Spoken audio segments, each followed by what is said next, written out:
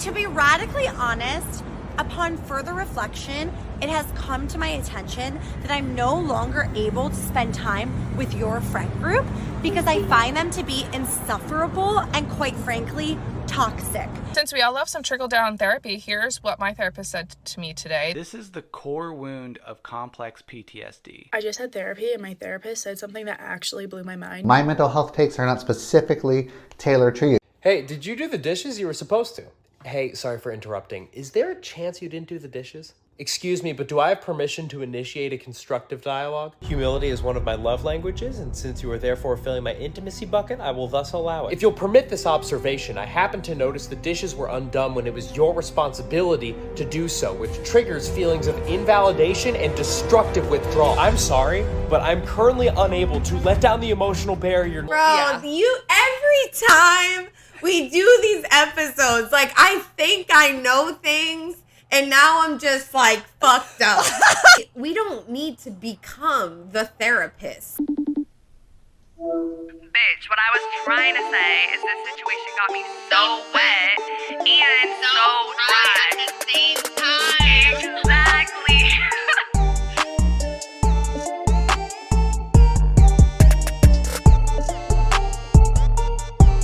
What's up, bitches? Welcome back to another episode of So Wet, So Dry. I'm one of your hosts, Fiji, like the island, like the water. I'm literally allergic to the planet, and I work in social media and marketing. And I'm your other host, Autumn, like the season. I messaged my delusional crush this weekend, and it did not go well.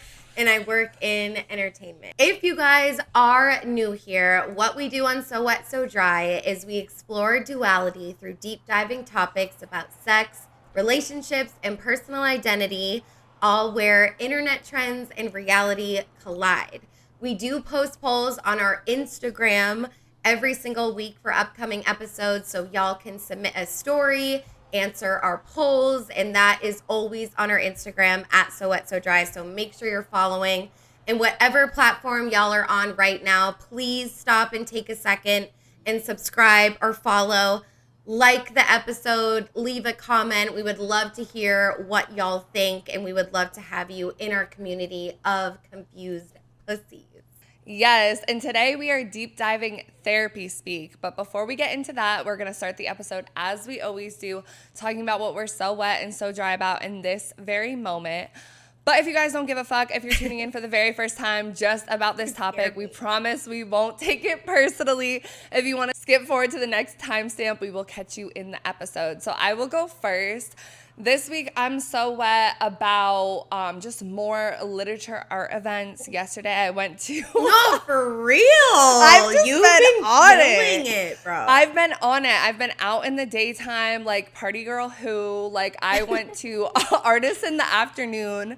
It was called Write for Our Lives. And there were some, like, adult speakers, writers, advocates. There were also, like, youth advocates, writers.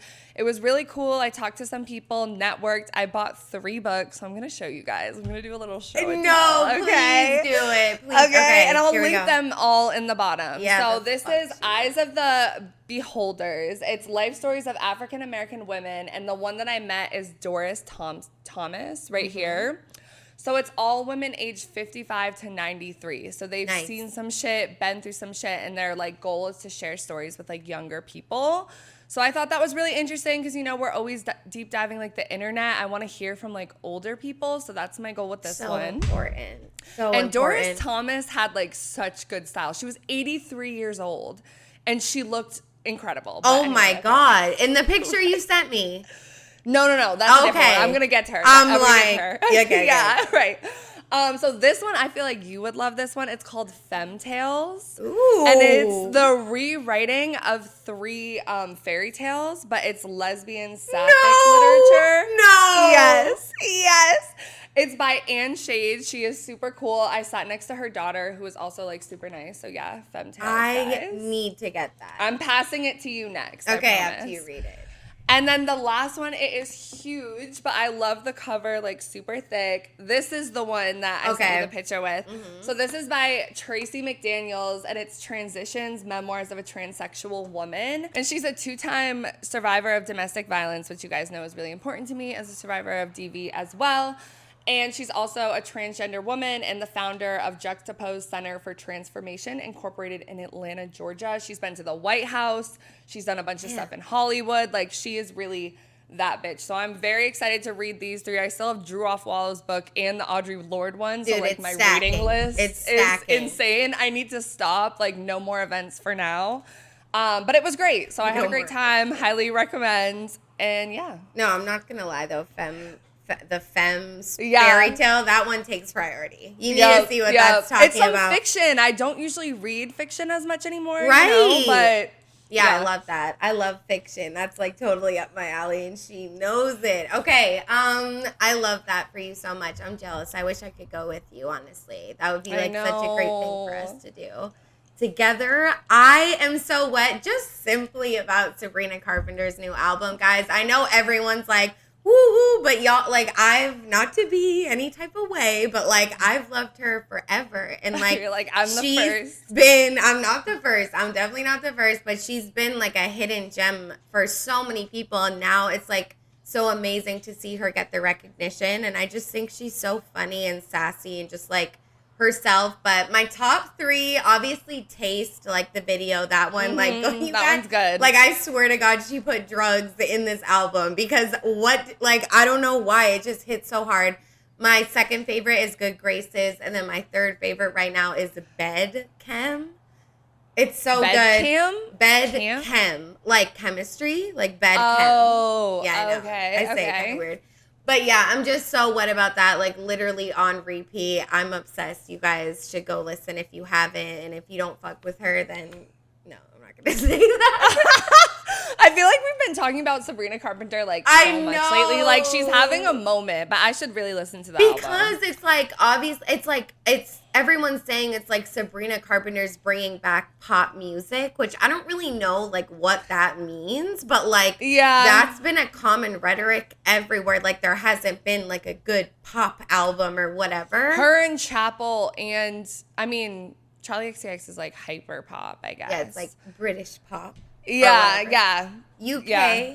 Okay. Okay, as for So Dry, well, one, guys, I'm like feeling kind of like shit today the past couple days. Like, the allergy count is high. My allergies, like the tension headache is so bad. But on top of that, I was feeling not great, and I wasn't really realizing that it was allergies. I was thinking that it was cigarettes. And also, like, I've just been thinking a lot about... That's why you texted me? Well, no, but I'm getting closer to the journey of quitting. Like, I'm recognizing, I think I've taken big steps in recognizing that I am addicted, because I feel like before I would just be like, it sounds so ridiculous. That was the question but like, before. It's okay. Yeah, but it would just be like, oh, it's part of me. It's part of my life. Like, it's what I do. But like lately I've been like, I'm addicted and this is a problem, which is a big step in me realizing, like, you know what I'm saying? So I joined like the Reddit group about it. I was reading people's stories. Like, some of them were very motivational. Some of them were terrifying, like getting depressed after you quit and like gaining weight and all of those things. But other people, like 3 years out, said they felt so much better. They like coughed up all the bad shit in their lungs, like all of this stuff. So Jesus. I don't know. I'm like, I found this book that they all recommended by like Erin Carr, I think, and it talks about the emotional dependency on them. Yeah. Which, like, I always know I've had, but I think I need to, like, because they make you more stressed, whereas, like, I think they make you less stressed. Dude, it's, like, literally the same with weed. Like, I kid you not. And, like me and, like, we started smoking cigarettes, like, almost kind of together. I mean, you kind of started in London, but, like, we used to, like that, and I felt the exact same way, and it's like, I did quit smoking, but I smoke spliffs, like, so it's like, did I really quit? Like, I still smoke tobacco sometimes, but that is so, like, tea, because I really feel that. It's like, I was like, no, it's just what I do, like, it's creative, like, a bunch of artsy people smoke weed. Right, but I'm it's like, my aesthetic. But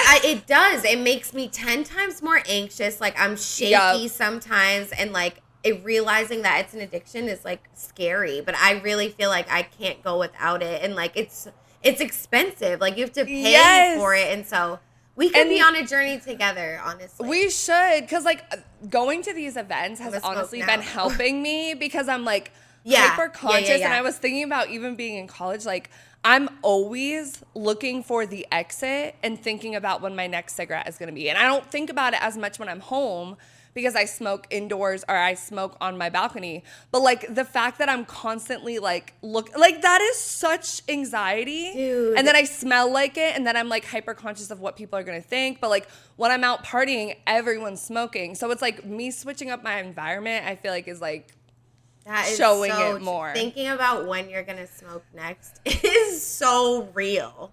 And like we're not there yet, so I'm about to smoke one, but like Yeah, I know. It's like not right now though. Yeah. I mean, it's baby steps, you know. Right. But We're I'm so getting proud there. of you. Like honestly, I've never heard you talk like that ever before in Right. my life. Like so I'm really proud of you. Thanks, babe. Okay, we're tangenting, so I'm gonna make it quick, but basically, guys, I'm just like so annoyed with myself, but I sent my delusional crush like a voice memo because No, what'd you because say? I literally was like, hey.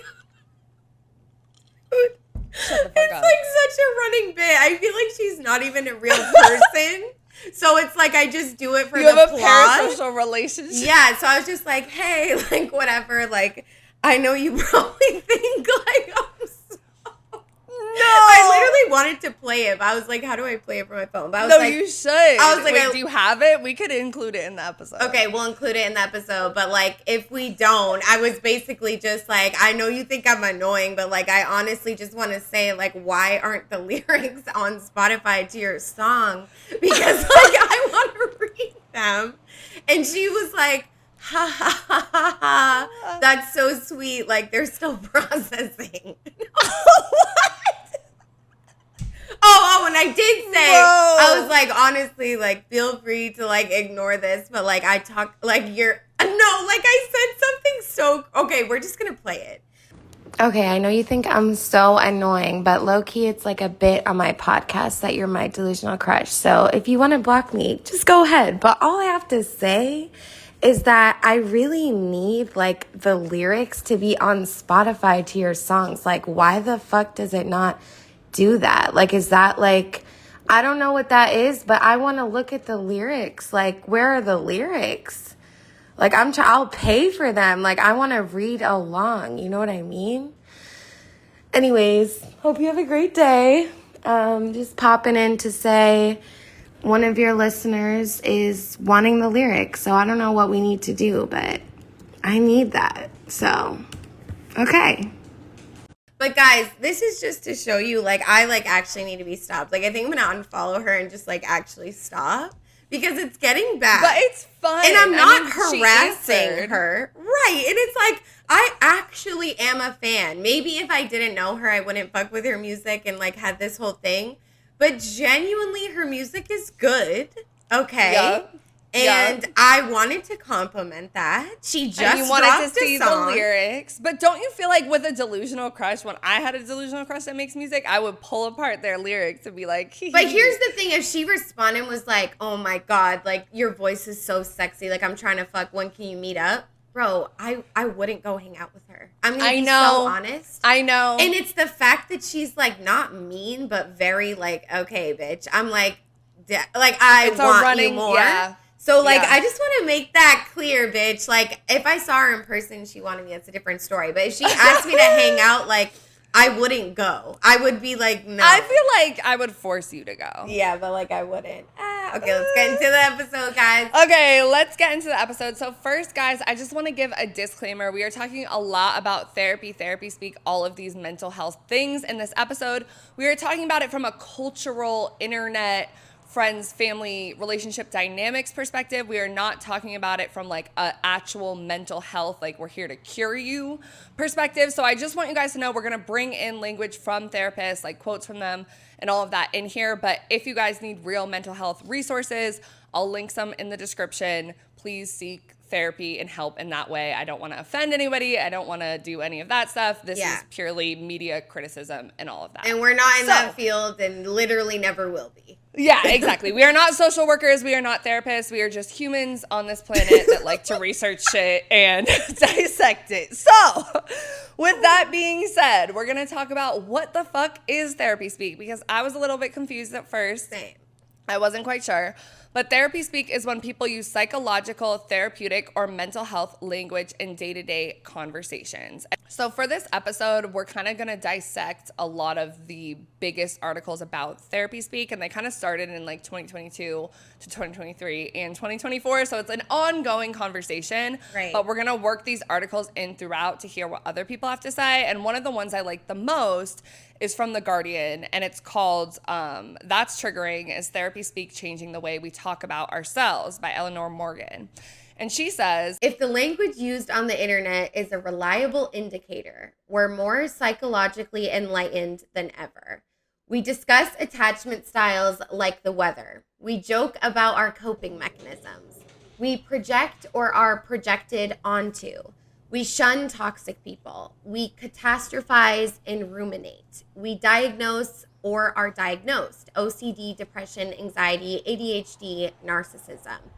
We make, break, or struggle to hold boundaries. We practice self-care. We know how to spot gaslighting. We're tuned into our emotional labor. We're triggered. We're processing our trauma. We're doing the work. The language of therapy room has long permeated popular culture.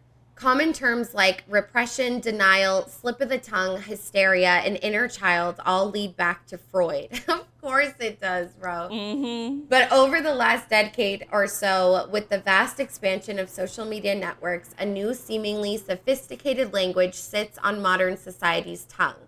Some call it therapy speak or psychobabble. But despite its prevalence, the language is divisive. Platforms such as YouTube, Instagram, and TikTok pull in colossal viewing numbers on these abstract concepts. Search gaslighting on YouTube, and the top result, 10 examples of what gaslighting sounds like, has 3.3 million views. On TikTok, the hashtag narcissism has 3.8 billion views. Search triggered on Instagram, and a tidal wave of multimedia content appears. You can scroll through 10 minutes and still be fed lists, memes, and vlogs.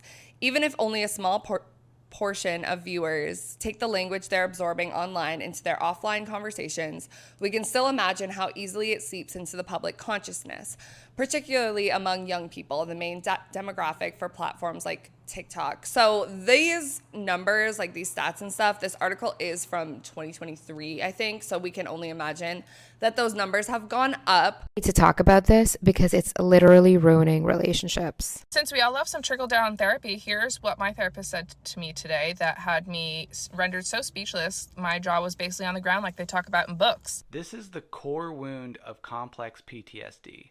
I'm a childhood therapist, and I've been discussing the impact of traumatic emotional neglect. Well, it's not going to be that way forever. And it may be the way it is right now, but it's not going to be that way forever. I just had therapy, and my therapist said something that actually blew my mind. And if you have been in therapy for a while now, maybe you've experienced this too. Hello, I'm Jeff Gunther, licensed professional counselor. I have some important things to say that I need you to hear if you're gonna watch my videos. I don't know you personally, which means I'm not an expert on you. My mental health takes are not specifically tailored to you. Sure, I'm a licensed therapist, but I'm not your licensed therapist. Right. But I wanna plug in some terms that are thought of as therapy speak. So trauma, gaslighting, boundaries, attachment styles, toxic relationships, triggered, codependent, abusive, OCD, holding space, narcissistic, no contact, inner child, projecting, also emotional labor, weaponizing competence, all of these terms, which we've definitely heard before. So we asked you guys, do you think people overuse therapy speak like these terms? And 78% of you guys said yes, and 22% said no. Damn. And this is kind of the common feeling among people, is that like we're using this language too much. But I want to ask you and talk about it a little bit. When have you seen these terms used? What's your experience with them? Do you use them yourself? Let's get into it. Yeah, so I'm like, honestly, I voted in the polls and I was like, yeah, people do. But now I'm like, I guess not. Like, the most I see it is on TikTok. Like, I don't really have that many, like, you know, people I'm chilling with on a regular basis. But I feel like online is when I hear it the most. And sometimes, like, I think it's good for people to, like, know these terms. Like, I don't think it should be a secret. But I do think when, like we always talk about with TikTok and everything, it just goes too far. And then if you, like, And the diagnosing each other is horrible. But I feel like the biggest one I see on TikTok a lot is the narcissism one. Yeah. And the inner child, it's like, well, that's more like good though. Like, I don't know how you could really fuck that up. But I feel like narcissism, I see a lot on TikTok, toxic relationships, obviously, attachment styles, gaslighting for sure. I remember like when it was like probably like 2022, like my roommate like didn't know what gaslighting was. And like she asked me what is it, and I explained it, and she's like, oh, so like what you do to me sometimes? Bro, the way I fucking like, I was like, goodbye. Good fucking bye. No. So I feel like I've definitely experienced it in like close friendships and relationships, but the most I feel like where all the feelings come from of like, oh, we're overusing it, we're not using it properly, is because of like all the discourse online, specifically on TikTok, honestly. Yeah, definitely. And it's funny because we're going to get into gaslighting a little bit more, but the actual term gaslighting I found came from like a movie. It wasn't actually from therapy. And then they started using it in therapy language. It was like a movie in like the 1950s or something, which is kind of weird to think about. I honestly felt like gaslighting, yes, it is therapy speak, but I more like discovered that on TikTok, because like I've been in therapy on and off since I was literally 12 years old. I kid you not. So like I know like therapy language in terms of like the therapist I've had in being in therapy. But gaslighting, I felt like was just something our generation was like, yeah, we're gonna take this one and run with it. Like, I don't think I've ever, like, my therapist never said, like, oh, he's gaslighting you. Maybe she did. I don't know. But I really do think that's, like, generation shit. And I feel like a lot of times, like, when you're in, like, a fight with someone that you, like, love, whether it's, like, a friend or a loved one, like, using these terms and, like, putting these terms on someone else, like, does tend to, like, make us feel better. Where it's like, oh, well, that's just their blank acting up kind of thing. Or they're a narcissist, you know? Which, like, sometimes they are. But I feel like, why does that, like, make us feel better to, like, put that on them? And then we don't, like, acknowledge, like, what we're doing in that. And not talking about abusive relationships and shit like that. But, like, more just, like, friendships and, like, casual, more so relationships. I don't know why that makes us feel better. It's like putting another woman down makes you feel better. Like, we like to, like, put these terms on other people, but no one's going on TikTok saying like, I am a narcissist, you know, like that's very more or less common. So it's like a lot of times it's putting it on other people. Yeah. And like how the article said, like people are more psychologically enlightened than ever. Like I feel like because of like these, and we're going to get into like how deep it goes, but like because we have more access to learning about like these terms and all of those things, they become more casual because people learn a term and they're like, oh, like your roommate, oh, this is what gaslighting is. So now maybe next time you say something or whatever, she's like, oh, you're gaslighting me. For sure. And we can get into like if that's right or not, because like the thing with some of these terms is like, is it gaslighting, like, or is it something else? Like, because some of the context of these terms only exist in like abusive situations that only exist in like particular mental health situations. But I've noticed also like this language is used in a like funny way too, like a humorous way. Like people will be like, oh my God, is that my trauma? It's not Or like serious. people will be like, chill, like I'm triggered. Like people will be kind of like joking and stuff sometimes too. Yeah. Which is like kind of interesting to think about because like it's become so common that like it's used in therapy for like actual therapeutic uses. People are looking for answers on algorithms and in podcasts and all of that. And then people are also using it to like joke. Yeah. So we have all these different uses where it's like, what is the actual meaning of it? Being triggered is not like fun, you know? And we all have that feeling where it's like a song comes on, you're like, oh, I'm triggered. But it's like, no, you just like had a bad memory. Or whatever. And so it's like over time, that's not good. And it's also like the rise of social media is like the rise of like there's mental health influencers, there's therapist influencers. And again, I don't think they should go away necessarily, but it is just like kind of a new thing. It's like even if you're not on therapy, you have access to therapists like spitting out all of their tips and all of these things like whenever you want. But it is real, and I feel like honestly, it's kind of corny, like the I'm triggered thing. I'm like, why do we have to take something that's like, supposed to be used in this and way? I've said it, like I'm not. I mean, like I've said it so much. I definitely have, but and like I'm that's like, the I thing don't is want like, to. and I think especially like Gen X boomers and stuff like that, a lot of them, because they didn't have the same type of access to these algorithms and stuff, are looking at young people using these terms and are kind of like, what are you doing? Like, this used to be like for whatever. It's not clicking as much versus for us, it's much more casual. Oh, hey, I'm glad I caught you. Listen, the movie that we went to last night, you told me it was going to be funny, and I didn't really laugh that much, so I just need you to know that is gaslighting. You gaslit me, and I will not be Venmoing you for a ticket because I'm learning to stand in my power. Wow, okay, it really feels like you are projecting right now. You are projecting your need for me to not leave the kitchen a mess onto me right now, and that is completely violating my boundaries. Yeah, I know I agreed to be there for the meeting, but for you to get upset with me for not showing up really feels like codependency. Wait, you want me to pay you back the money that you gave me to borrow? That is very toxic. And if you ask me again, I will be forced to go no contact. Wow, okay, have you considered that my inner child maybe needs to be mean right now? Like, I was bullied as a child, so now my inner child needs to bully someone. So for you to tell me that I'm not allowed to say that your dye job makes you look like Marjorie Taylor Greene and give you a wedgie, that is basically you being a narcissist. It was so fun tonight. I'll see you this weekend at my housewarming, right?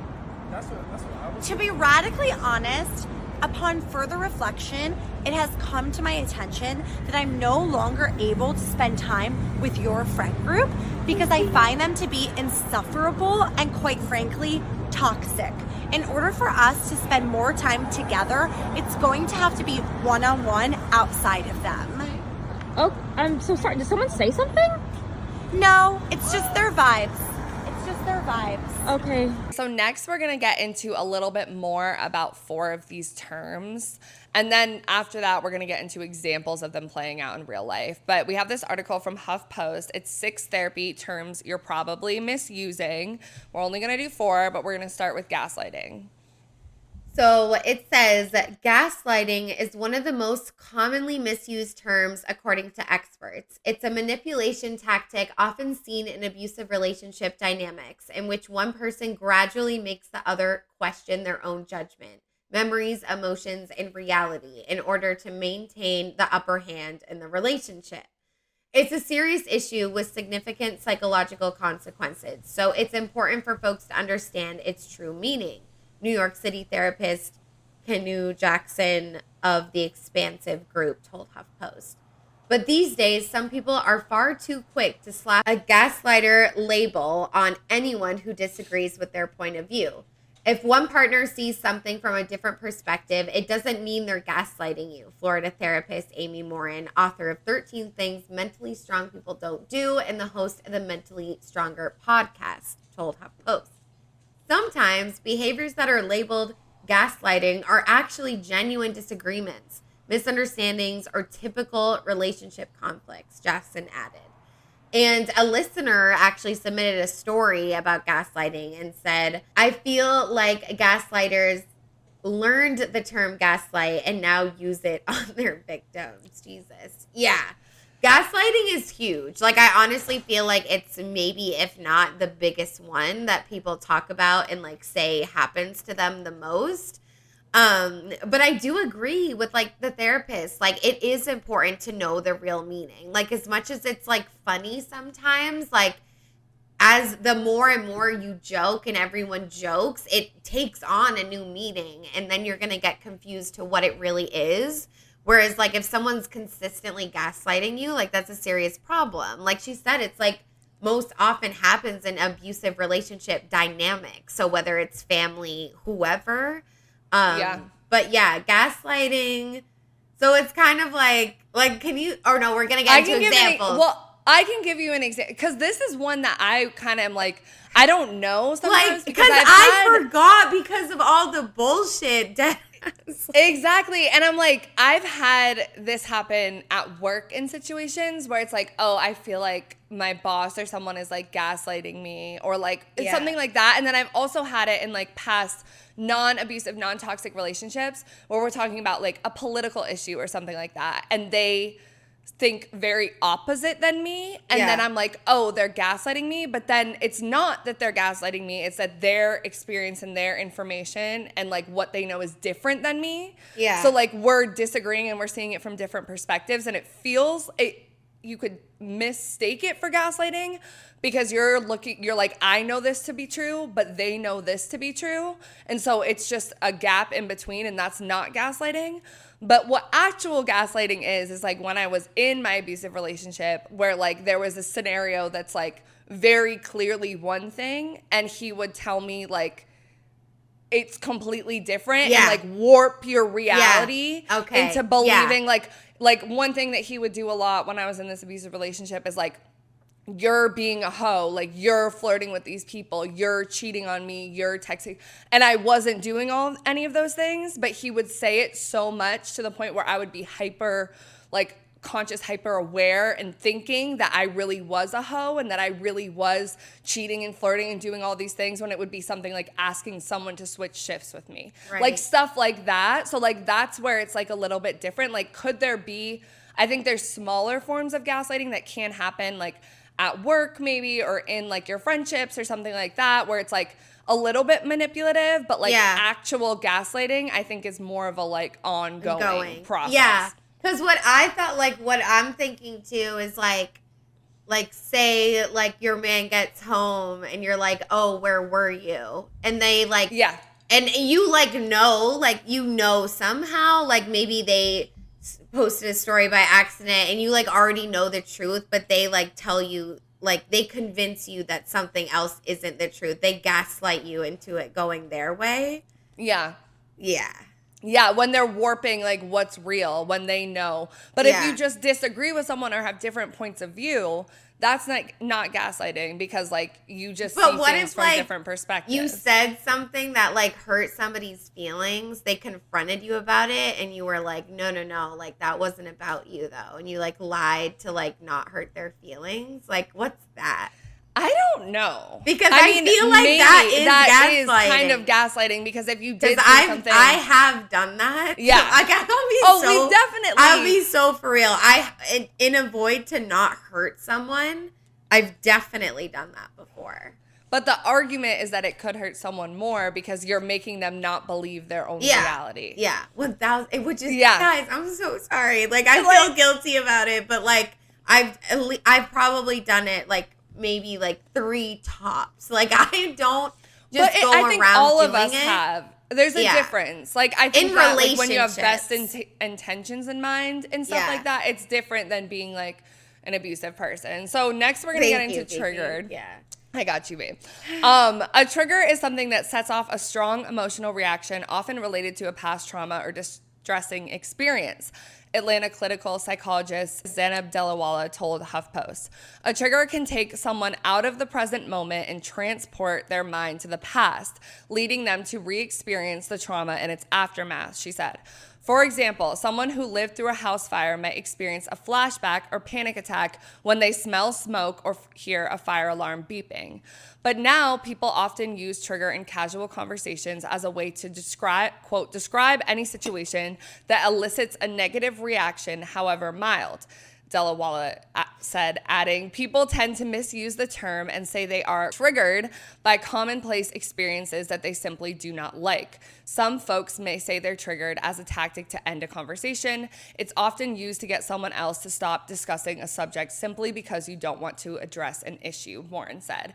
And this is something that I've had like real life, like experience with, and it was so confusing for me at the time because I do have trauma and PTSD around my abusive relationship. There would be moments in the last situation that I was in where I would get triggered because he raised his voice, and he was not like toxic, abusive, like none of those things, but he would like raise his voice or like say a certain thing, and it's like I don't know how to describe the feeling other than like I I leave my body and I completely shut down. Like it feels like everything is shutting down and I just need to leave the room and I need to go smoke a cigarette, take a walk, like whatever, because like, yeah, because I'm not like there, like I just shut down. It makes me and want so to I would cry, literally. It's awful, but it's like a trauma response. And it was really difficult for me because I don't think before we had started the relationship, I had the language or really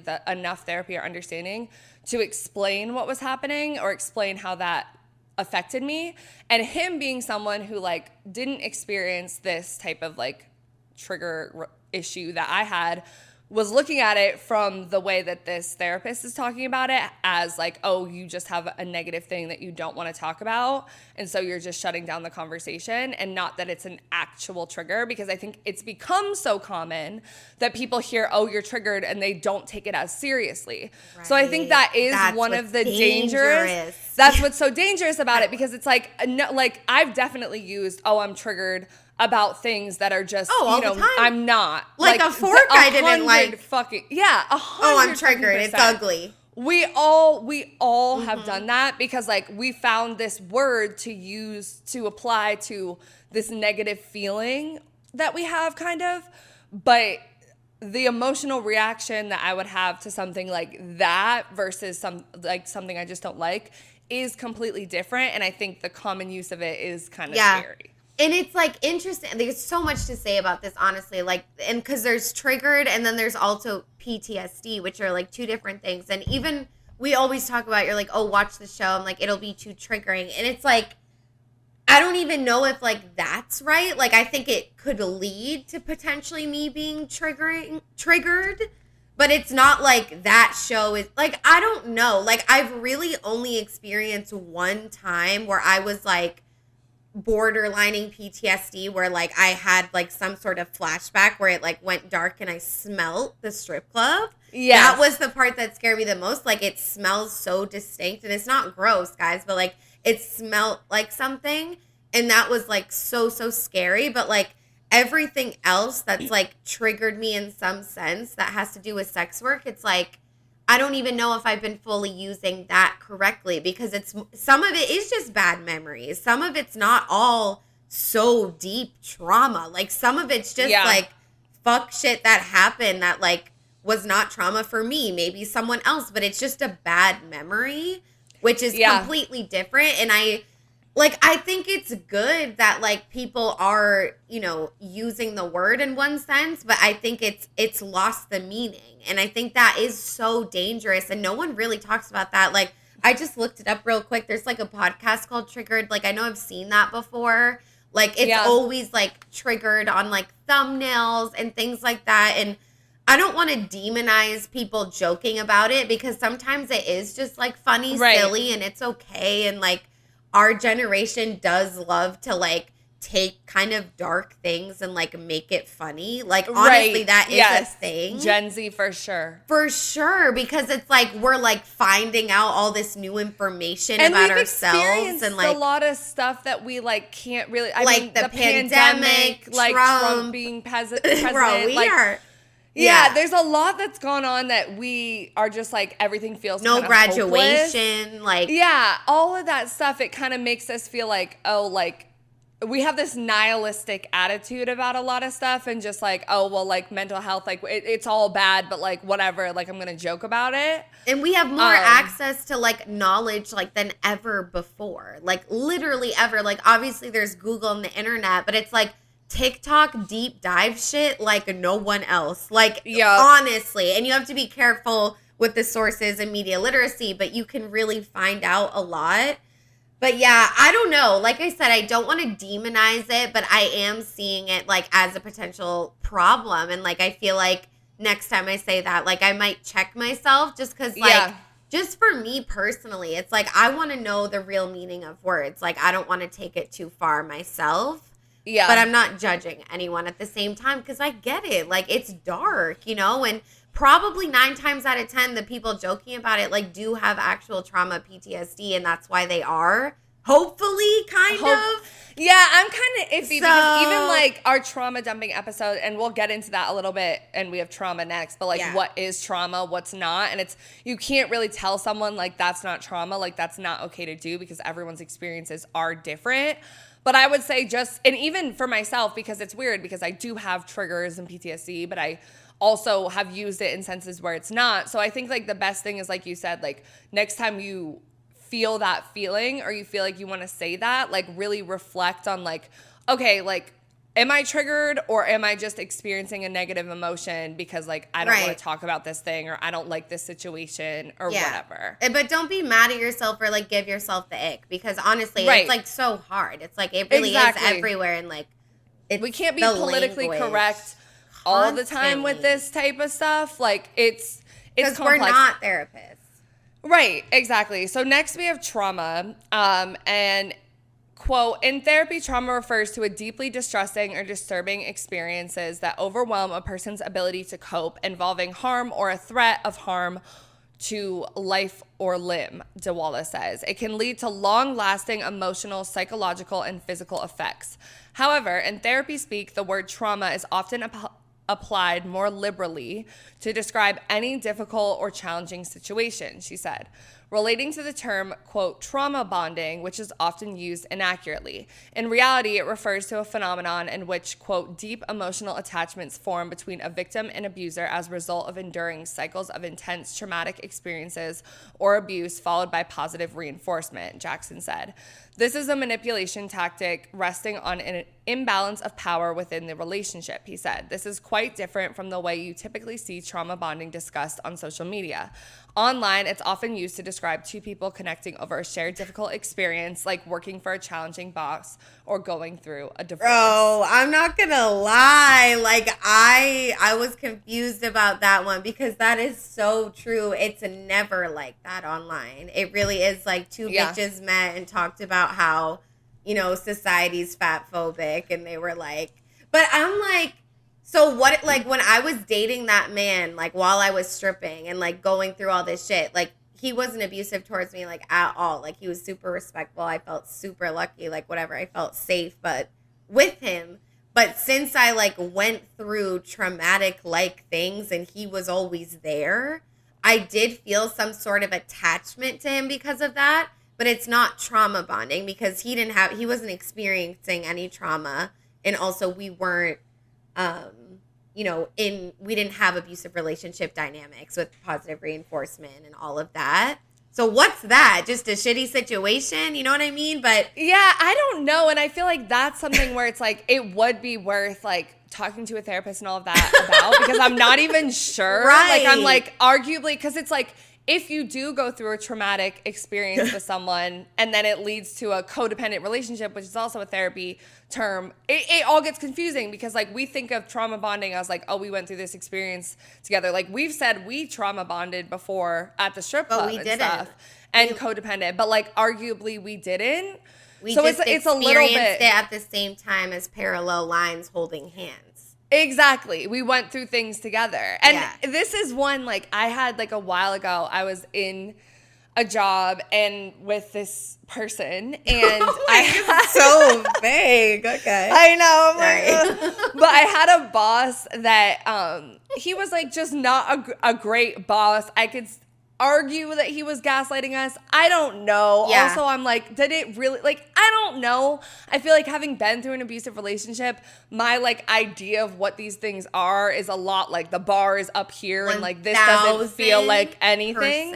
dude. Like I will deal with a lot more until I'm like, this is abuse. Which is not always a good thing. Which is but not always a good it's thing okay. because there are like, it doesn't have to be abuse for you to like not want to deal with a fucking situation. And you know that, yeah. And I know that, and that's been a journey. But so he was like doing these things. He was also like borderline sexual harassing. I don't even know if I want to use that term because it was just like more, he would say a lot of things about like my looks.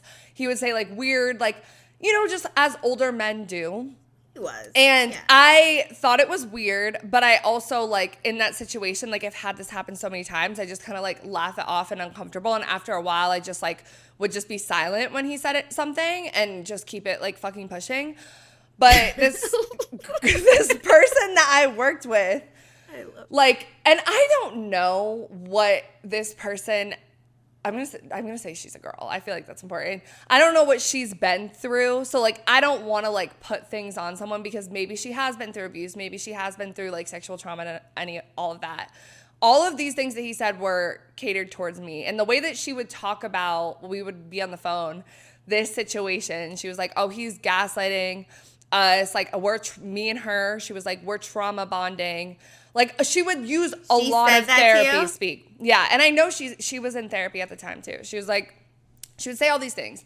And then there was a point in this, like, saga where she wanted to address the sexual, quote-unquote, sexual harassment with the owner of the company about the boss. I was like, no, I don't want to do that. And then she persisted. And I would say at this point, guys, I was triggered because in my abusive relationship, there were a lot of situations where the cops came and he was arrested and it was like out of my control. Like it was the state versus him. And I was consistently encouraged to report things and encouraged to do the legal process when I didn't want to. And her pressuring me to like do this was putting me back in that same feeling. And she literally said to me, let's not have Stockholm syndrome about this situation. And I did say to her, I was like, I'm sorry if I do have Stockholm syndrome because I've been in an abusive relationship and I don't like think this is that and I don't feel comfortable. And she just kept pushing it. So to me, that's kind of an example of like weaponized therapy speak and like using it as controlled when like she didn't know my situation and like was also trying to like push me in this direction.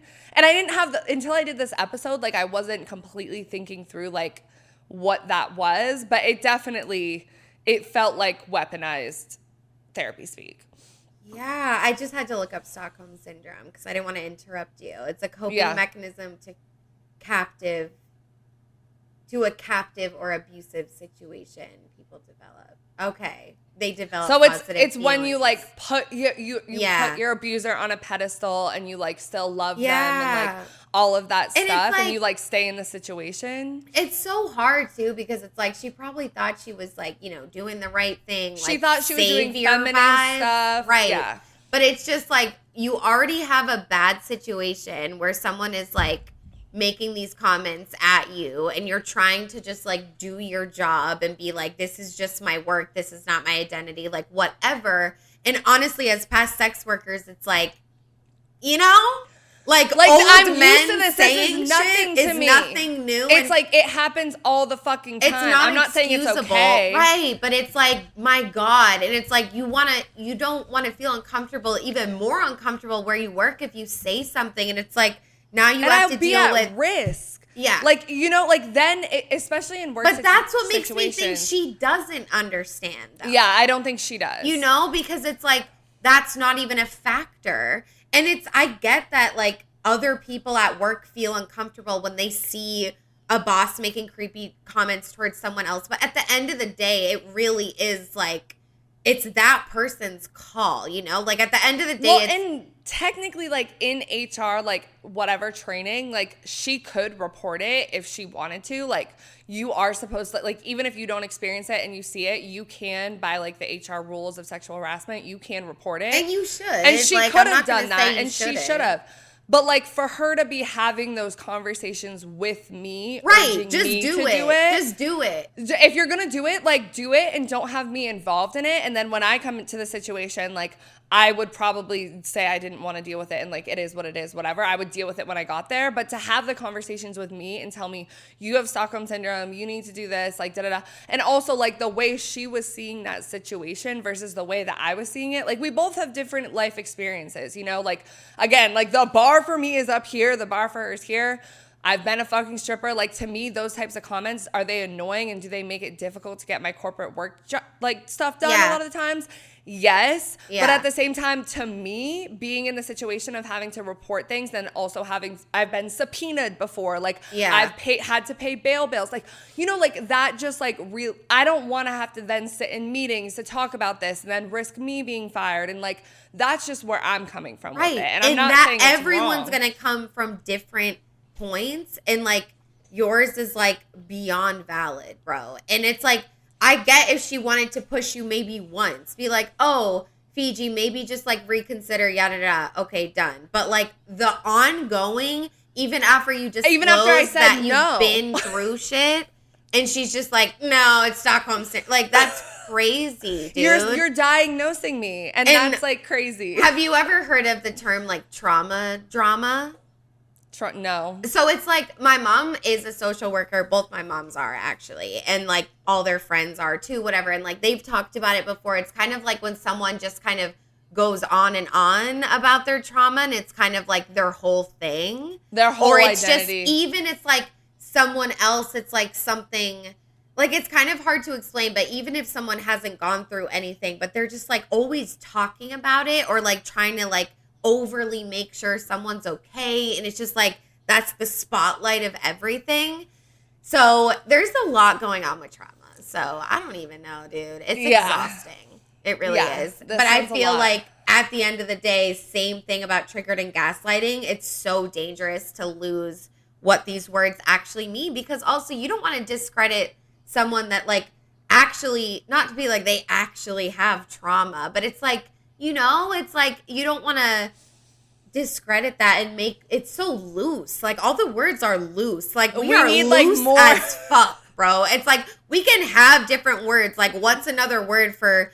We should make a TikTok like and be bad like experience. trauma and in between bad experience. There's something that's in the middle. We need something else where it's like not quite trauma, but it's not quite a bad experience. It's like like it has lasting effects, but it's right in the middle. I don't know what that word could be, but we don't find out. But yeah. So moving on to the fourth one, which is boundaries. Setting boundaries is about honoring your own needs. It's not about controlling someone else's behavior. You might recall the alleged text messages between actor Jonah Hill and his former girlfriend, surfer Sarah Brady, that she posted on Instagram last year.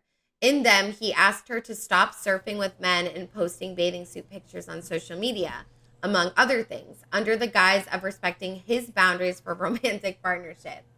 Boundaries are setting limits to what you are personally willing to do or tolerate, Toronto psychotherapist Britt Karen previously told HuffPost. A boundary is something that you have to determine for yourself, not something you can force someone else to comply with. Let's say you're an early riser who's in a relationship with a night owl. Your boundary might be that you decline social plans that begin after 8 p.m. so you can go to bed on time. But telling your partner that they can't go either, that's more of a rule than a healthy boundary. So I told him to stop raising his voice at me. That's my boundary. That's not a boundary. That's a rule. What do you mean? A boundary guides your behavior. A rule guides someone else's behavior. Well, I don't like the sound of that. A rule sounds so restrictive. I think rules are relevant in relationships as well. A boundary would be more like, when you raise your voice at me, I will not be engaging in that conversation. How is that different? Well, because he can keep on yelling. You're not telling him not to yell. You're not controlling his behavior. You're saying what you are going to do in response to his behavior. Oh, okay. I see the difference there. Boundaries can seem like rules at times, but in reality, you're not controlling the other person's behavior. You're controlling your behavior, and the other person can act accordingly. I'm sure a lot of people get that confused. That's understandable. Think about it in terms of intent and power. When your intent is to change your behavior and to control your behavior, then it's a boundary. Okay, so if I say, if you yell at me, I'm not going to engage with you, and you need to sleep on the couch because I'm locking the door, then that's a boundary and a rule, right? That's actually more like a boundary for you and a threat for them. Whoa. We seem to have escalated a bit. How is that a threat and not a rule? Because when you have the power to exercise control over someone else's decision and you're trying to make them do something that you want, then it's a threat. Well, technically, isn't it their decision to abide by the rule, to decide to sleep on the couch?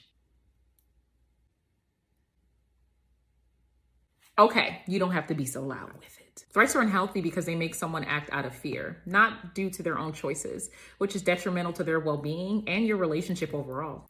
Fine, so how do I get to a point?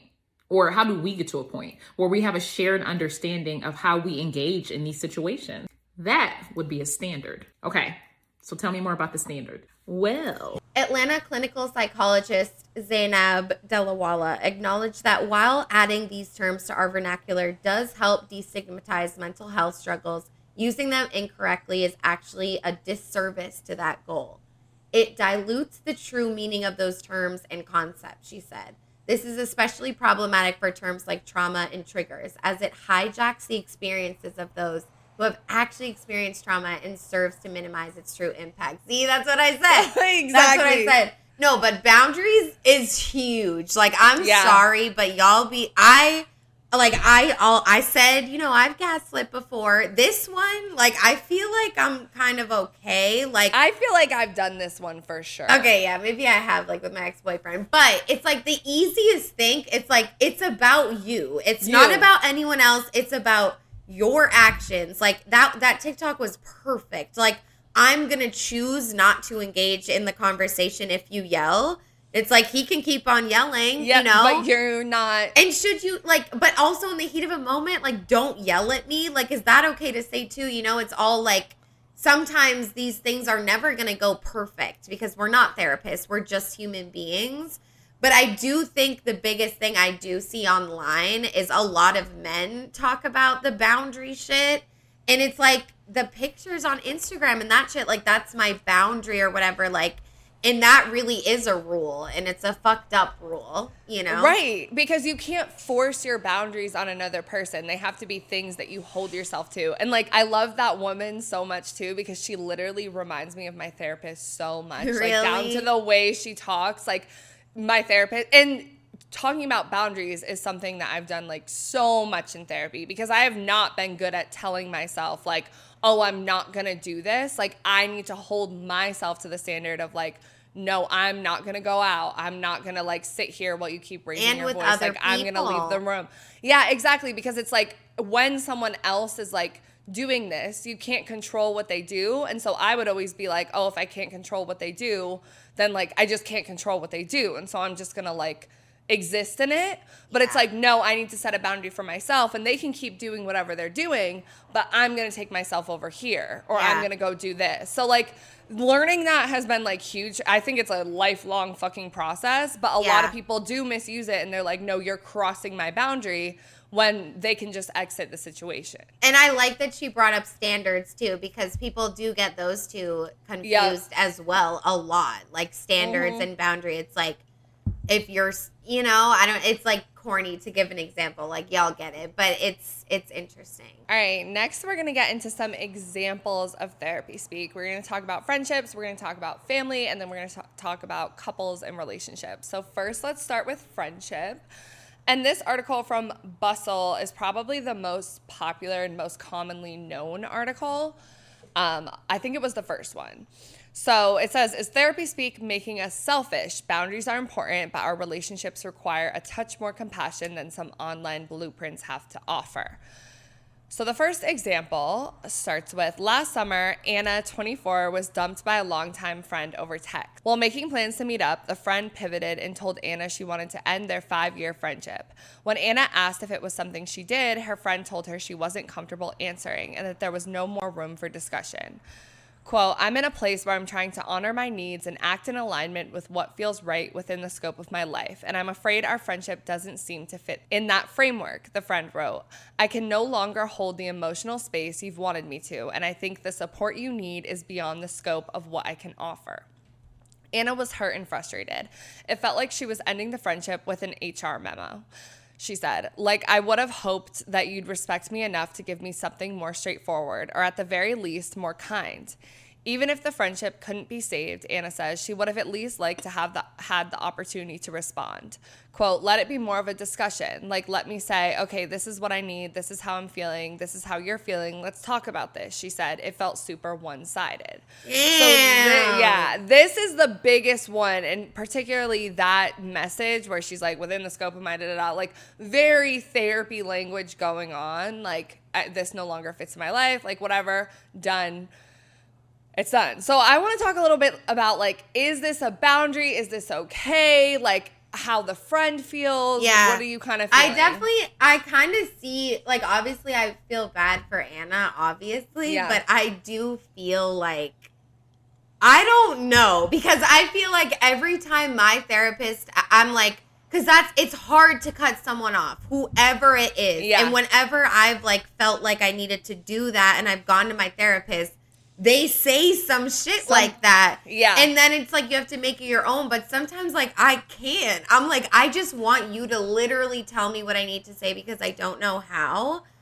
But I completely understand. Like, let it actually be a conversation. Like, let me at least have the space to say how I'm feeling. However, it's like, I get it that, like, y'all are friends. And, like, babe, I would literally never do this to you. Like, I don't want you to think this is the type of friend I am. But it's just, like, sometimes, like, you need to just, like, cut them off. And you don't want to hear what they have to say.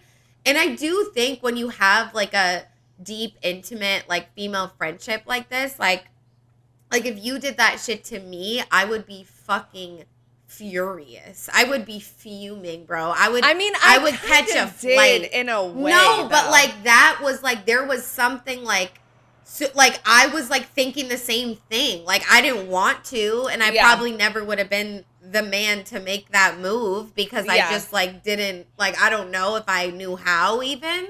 But I wasn't like I get it. Like I got it then and I get it now. Like I'm like so I just feel like that's different, but I want it because it's similar to how I feel about ghosting. Like sometimes, what if I don't have the emotional space to hear how you feel? Is that wrong?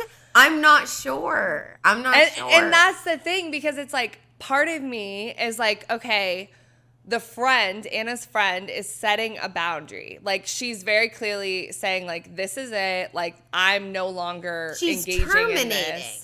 Yeah. She's ending it and she's not open. And I think the part that most people had the problem with was one, how it felt so much like HR language. Yeah. And two, how it felt like this permanent boundary that like there's no conversation going on around this. So like the other person doesn't really know what they did wrong. Yeah. And it's like, I can get the therapy language thing, like the therapy speak and the HR language, because like it does, if you've been friends for 5 years and you've had a really good friendship, to get a message like that feels like it's almost someone like you don't know. It reminds me of like when people join a cult and then they set boundaries with their family.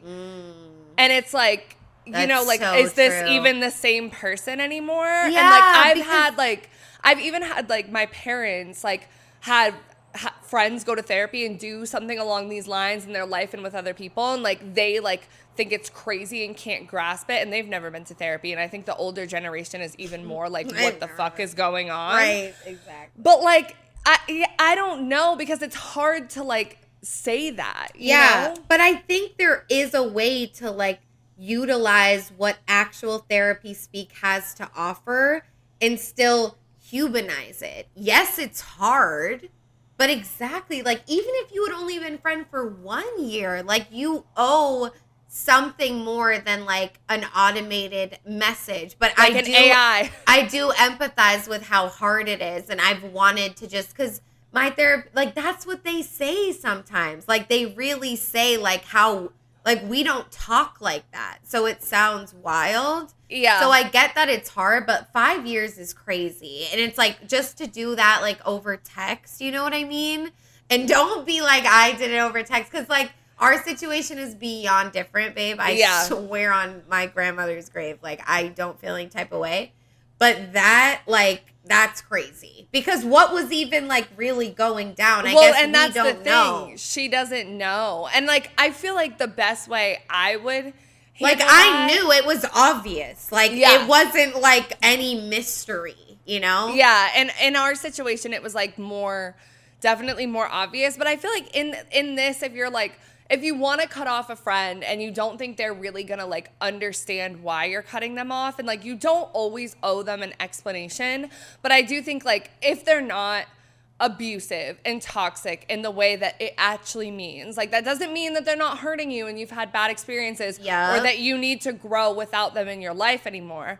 I think like a message like that would look something more like, hey, like I've really like appreciated your friendship, like I love you, like I wish you the best, like something that's more like acknowledging that they're gonna like feel I know a way this about really this. sucks. Like I never and like but I think it's fine to say like I'm not in this space to like talk about it, and this is what I need to do for myself. I think that that's okay. Paired with other shit. paired with like who you still right. are. Like you can utilize it. You can use those words, but yeah, I think it just comes across like so, and especially with how many people overuse it and how everyone knows all these words, it just feels like it feels very disingenuous.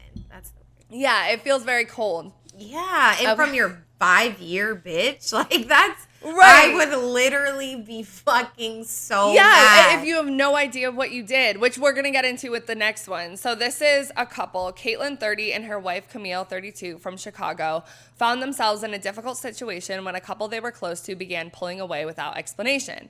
When Caitlin confronted them about why they were ghosting, they essentially proceeded to do an intervention, accusing her of mistreating and abusing Camille and claiming her relationship dynamic made them uncomfortable. The husband of the couple told me that it was clear I was incapable of being self-reflective and all this stuff, basically using therapy speak to say you're a shitty person and you don't care about other people and you're a narcissist, Caitlin says. Camille assured her there was nothing wrong, but the conversation still devastated Caitlin. She reached out to everyone she knew to see if they could corroborate the toxic picture the couple had painted. I called my mom, I called my sister, I called my best friend, everybody to be like, is there something that I'm not seeing here that they're seeing that I need to change? She says, I had a complete breakdown. That just gave me chills. That's so sad. I know. Months later, the couple reached out, admitted they were projecting their own relationship troubles onto Caitlin and Camille, and eventually split up. I'm screaming! But the ordeal had taken its toll. Quote, it became something that I thought about any time we had the slightest argument, the slightest disagreement, Camille says. I was always on alert, like, oh no, is there something in my relationship that I'm not seeing? Darby Saxby, a clinical psychologist and professor of psychology at the University of Southern California, says that some of the therapy speak can add more weight to what's ultimately a one-sided observation. Quote, it feels more official, more legitimized, more of a final sounding judgment when you give somebody a diagnostic label or you label a friendship in a particular way, she says. But people in relationships are fluid, she says, and having fixed ways to describe your particular relationship or individuals cheats us of some of that flexibility. Some of the my way or the highway, I'm setting a boundary that you can't cross or else advice out there, she notes, can ultimately backfire. Quote, there's an extent to which defining a lot of boundaries and being very quick to abandon relationships that aren't optimal actually sets people up to be a lot more isolated and lonely, she says. Saxby notes that it's essential to be mindful of other people's interiority and the fact that everybody deserves to be in a healthy relationships. After all, Saxby says, really good relationships are a two-way street. Wow. Yeah, this one, I'm not going to lie, I was a little bit like self-reflecting because and we didn't explain this when we're talking about like our friendship or whatever. Oh, no. Like when I did end our friendship, like I cut Autumn off. And like, guys, this was a while ago. Like what year did that happen? This was a long time ago, like 2020. 2020. So like 4 years ago. Like we are so past it. We're it's so like, past it. It's never going to be funny, but like I can laugh. Yeah, but it was a long time ago. But like at that time, it was similar where I was in a relationship where like it was the abusive relationship and things were bad. And so I'm like, I do think I was projecting some of the things in my relationship onto you, or at least like at the time not acknowledging that like you being in my life was, you know, like I knew the effect that it was having on our friendship. It just wasn't like working anymore because like I was like using a lot of like your time and I was just being like negative and depressed and like whatever all the time, but like all of those things. So I feel like when I think about it like now from your perspective, and like I know you say like you know how it happened and you were feeling some of the same things at the time, right? It was nothing that you had done though. Yeah. It was like, and that's why it was like, to me, I think a little bit like unfair. You know what I'm saying? Because similar to this couple where it's like the other couple ended the relationship with this couple, blaming things on them. And I think I did say mean things to you at the time, but it was nothing about that couple. Yeah. It was about them and their own stuff. Right. So, you know, like, that's why I'm like, I've definitely kind of been in this situation before. And the hard thing, too, because I don't think I can say I can empathize because I haven't been in the situation of the other couple that's been, like, cut off.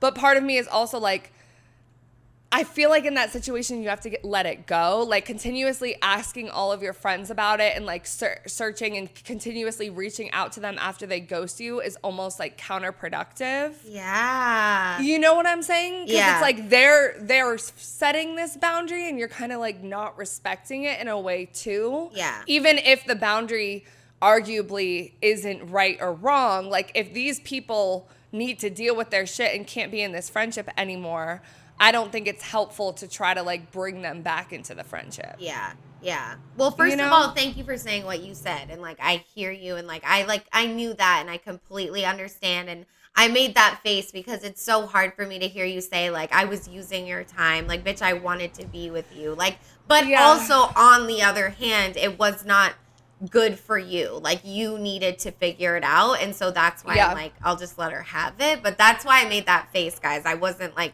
judging. It's just because it's hard to, like, hear you say that. Yeah. But I completely understand it. And I think, like, you know, it's sad for the other couple as well. And I think you see that a lot. It's like, you know, we know that we have issues, but it's like, let me put this on other people. Not everyone else is perfect as well. And that'll make us feel better. And although it's fucked up, it's like you do see how the mind works like that. Like, it makes sense. And I just thought of this, but I have cut off a friend before. Like, when I was in, it was summer going into sophomore year of college. I was really close with one of my friends that we went to school together growing up. We've been friends since middle school. We were both engaging, like, highly in eating disorder activities together. Like, she would pick me up every day at 8 a.m. We'd go to the gym. We'd eat raw carrot sticks for lunch. Like, we were so codependent and, like, she was, you know, I was the one that, like, had struggled. And then, like, it, like, happened, like, really bad for her, like, when we started hanging out. So, like, we were not good for each other. And, like, we were really codependent. And basically what happened is, like, I decided to, like, go get help. And, like, that's when I, like, did that inpatient program in college, like, part-time.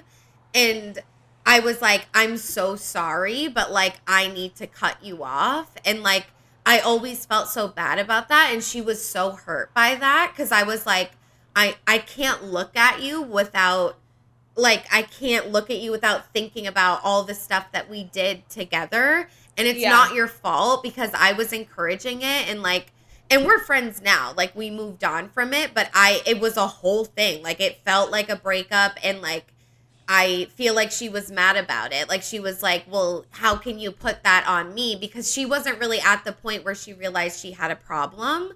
So she was like, but you're going through that. Like, I'm good. And it was really hard. But I did hear her out. Like, I think I probably sent her some sort of text. But I remember I was in the therapy, or I was in, like, the hospital type space when I was texting her. Because I was talking to one of the psychologists. I was like, I don't know what to do about this. I feel like I have to cut her off. And they encouraged me to. They're like, cut everything out. And it was kind of OD. And, like, aside from that, like, we had a really beautiful friendship. Like, we were really, you know, good friends. And it's like, it is sad. And that part in the article about, it's like the loneliness and it's like cutting everyone off. And I've had a problem with that. It's like, I associate people with bad times. And that's why I'm like, honestly, thank God we did have that break. Because what if I was like, oh no, like, I just see you with stripping and blah, blah, blah. Yeah. But I think the fact that I went off and did it on my own, like, helped too. So thank God, babe. Because I've done that with so many people. And it's like, is it right? Is it wrong? Like, it is sad you're ending relationships. Like, I don't really have that many friends. Like, but sometimes it is necessary, and especially when you're in recovery for something like an eating disorder, addiction, like you're in an abusive relationship like I was, or like you need to, like, not isolate yourself completely, because you should have other people around you that are, like, supportive of this new leaf that you're turning over. But, like, those are, I would argue, like, triggers and stuff like that. And And also, if you're really committed to this journey of trying to get healthy and all of those things, you need to change your environment, change your relationships, all of that stuff. And that doesn't mean that you're like shutting the door on these people and these places and this stuff like forever. Right. But I think you do need to like, in that situation, it makes so much sense that you need to like block it out, get yourself right, form boundaries, like healthy boundaries that you're like, okay, if she says this, or if we go to this place and like we used to do this routine, I've been through the recovery. I know that I can say no to this. I know, like, you know, like form that first and then come back healthier into the relationship. And speaking of gaslighting, during that time, I gaslit Emerson College that like, I don't want to pay for the meal plan because I'm not, and they're like, you have to, like, it was like a whole thing. It was crazy, but it's just like, it is still valid that she was hurt by that too. As much as I needed to cut that off for myself, it's still valid to be hurt. Like, it sucks, you know? So it's all okay. Yeah. So the next one that we're going to talk about is family. And this is from the same article. A little bit shorter. Carrie, who asked to withhold her age for privacy reasons, says her brother spent months ghosting their parents without explanation. Carrie's parents were devastated, and when she tried to mediate or at least get some of the answers, he resisted, telling her that if she defended their parents, he wouldn't feel safe. He created this whole thing about his safety, his boundaries, his rules, she says. Obviously, that's important, but it's like he came into it with the framework like he's the only real person in the world and everybody else has to do exactly what he says to make him feel safe. And this one, guys, like, I'm not going to lie because Babe. I have... You sure you want to talk about this right now? Yeah, I feel like it's fine. But yeah, I live far away from my family. I have for a while. I've gone through lots of periods of ghosting my family. And one thing about my family, like, I feel like boundaries is a thing, like me being able to set them and hold them and also them like respecting them and not like being on top of me. Yeah. And so I've had these conversations like with my brother and my family members, and I think that I have been seen as the selfish person who doesn't care about my family members and doesn't communicate and is like just ghosting and being far away. And I feel a lot of guilt about it to the point where it makes it worse because I'm like, oh, I've been ghosting for so long. Now I can't talk to them because they already think that, whatever. And I think it's a two-way street, unfortunately, because I think I didn't go through trauma with my family at all, but we had some bad experiences that I think required me to go heal away from them and come back to be able to properly set boundaries and have a healthier relationship. I think there's also healing on their side that I would love for them to do, but it's just not there yet. And so I think it is my responsibility to communicate more, and I have not always been good about that. Like, I will just ghost and not being like, oh, I'm setting this not because I think I'm afraid that it would be received well, to be like, oh, I'm setting this boundary because I need to take care of myself. On the other side of that, the hardest thing for me in this position is that, and maybe because I haven't communicated that, is that they never understand it and they're always like upset with me for not being there, and that makes it worse, right? Because I think we do need to respect when someone like separates themselves from a situation. And it's so tricky because it is hurtful. Like these things are painful, like cutting any sort of ties, even if they're temporary, even if they seem permanent, but they are temporary. Any sort of cutting ties is extremely painful. And I can't even imagine from like a parent perspective with a child, like that is your fucking kid. But at the same time, like, I think they are necessary sometimes. I don't know. Like, this is a complicated one. Yeah, I agree. I think I'm a similar situation. Like, I moved away from home same time, like, in 2020. And, like, I've been on literally the opposite side of the fucking, like, forever. And, like, I have a great relationship with my moms. Like, I'm really lucky. Like, they're both social workers. Like, I feel very comfortable, like, saying things to them. But, like, I'm your typical daddy issues bitch. Like, I'll tell you guys right now, I do not know how to set boundaries with my dad. And to be honest, I don't know if I ever will, because it's just, like, we just have, like, I don't know, But we have a deep ass relationship that like we used to be really close, and then like I kind of like went through puberty and like that was over. Yep. And we only see each other like once a year, and we like never really talk. Like maybe a text here and there, but like he doesn't know anything about me. Like straight up. Yeah. He doesn't. Like I don't know what he thinks I do. Like he doesn't. His perception is. He knows like the job I have, the area I live, but like he doesn't. So it's just kind of like not even there. And it's like my mom always does tell me like it's on you to like start those conversations because like unfortunately he's not. But she's like, I know he wants to, but he doesn't know how. And it's like, okay, but like I'm tired, like whatever. So family is so complicated. But the part in the article about like how people are like, everyone needs to do everything to make me feel safe. Like, bro. Yeah. It's like, it's really hard. Like when you have been through some serious shit, like it's valid to kind of feel that way because you do feel like, okay, like I've been through this and you guys haven't, or whatever the case is. But at the end of the day, it's like, unfortunately, like you, again, like boundaries are about you, not about other people. And of course, we can wish and we can want other people to make sure we feel safe. But at the end of the day, we can't expect that 24/7. We just can't, like, because you're going to be devastated. It's not going to happen. Yeah. So it's really hard. But yeah, family is really complicated. I don't even know. Like, I wish I had more to say, but it's like, my mom's good. And when I say moms, it's like I have two moms and then I have a dad and a stepmom. And like, I like, there's never been anything. Like, I just don't. There's like a block. So it's hard. Yeah, setting boundaries with your family is so hard because I feel like if anyone's not going to respect boundaries, it's going to be your fucking family. But, so next we're going to get into romantic relationships. Yay. And this article is from Vox called Social Media Can't Be Your Couple's Therapist. From red flags to emotional load, popular terms on platforms like TikTok can warp our IRL relationships. Do you want to read this? Yeah. So I understand the frustration that both parties have right now, Nasir says. This influx of this kind of content, I think, is really creating a gap between the worlds of men and women, even though they're meant to bridge it. These social media clips have given people a standard to measure their relationships against. Recognizing others are experiencing the same frustrations with their partners can be validating. But pronouncing certain personality quirks as red flags can be counterproductive. We've done that, low-key.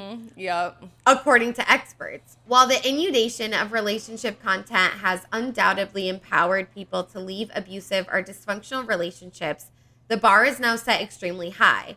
How many videos suggest common aspects of relationships like ghosting, maybe toxic or even abusive? However, bringing the language of TikTok to your relationship can breed constructive conversations if done correctly.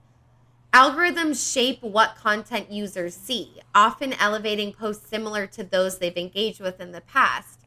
If you felt validated by a post about narcissistic partners, your feed may become populated with clips further influencing that perspective. What you find is something telling you things that you agree with all day long, says Sanam Hafiz, the director and neuropsychologist at Comprehensive Consultation Psychological Services. A deluge of content suggesting your partner is taking advantage of you or is mistreating you might convince you this is your reality, something you might have never considered without the nudge of social media creators, Hafiz says.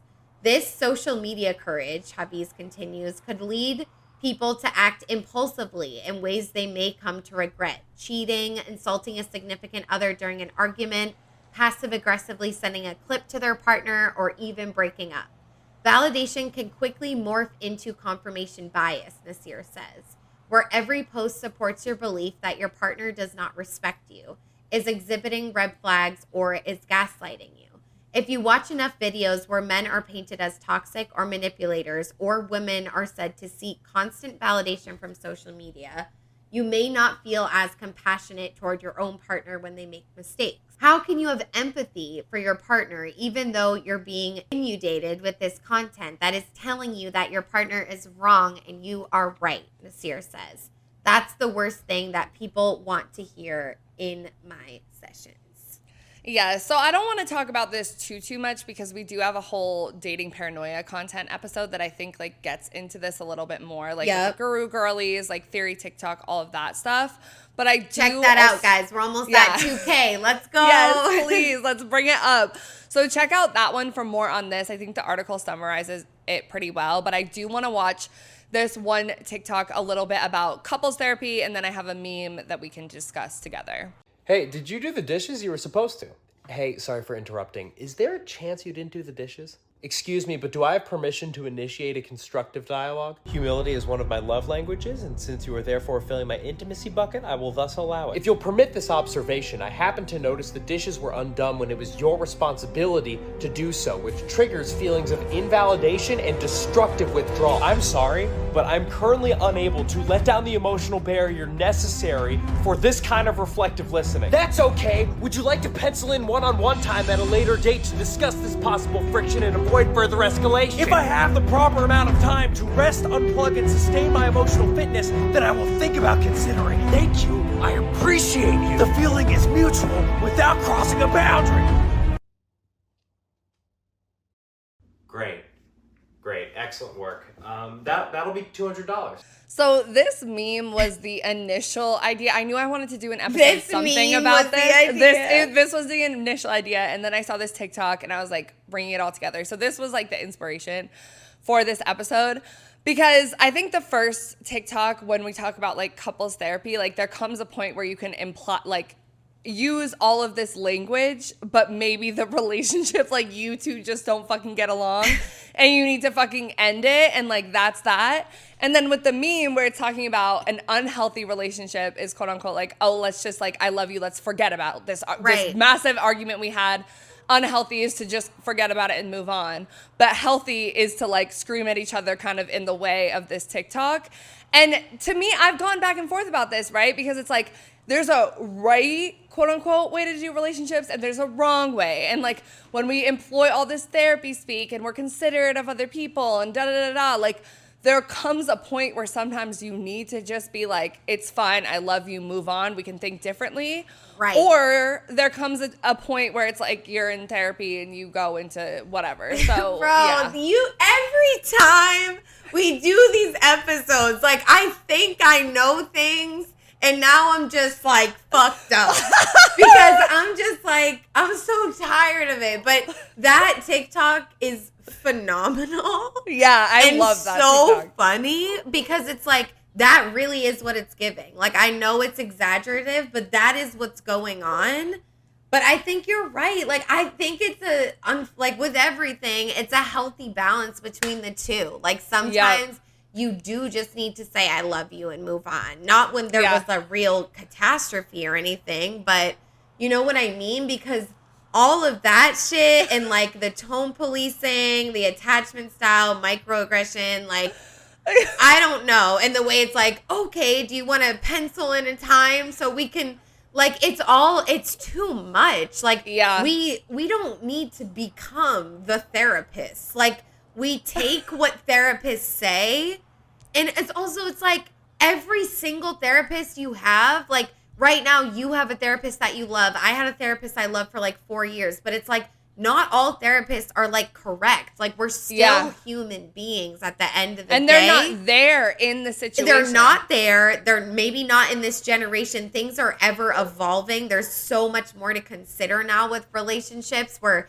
obviously you can grasp, but like it's nuanced. And I think it's just like, we're missing the mark. Like you don't want to be the therapist. Like you want to take what they give you, but like still communicate to your partner like you're like human beings that fuck with each other, you know? Right. Because like not use HR language. And again, it's like you can work it in. Like it's not like never say boundary. Like I think that's good, you know?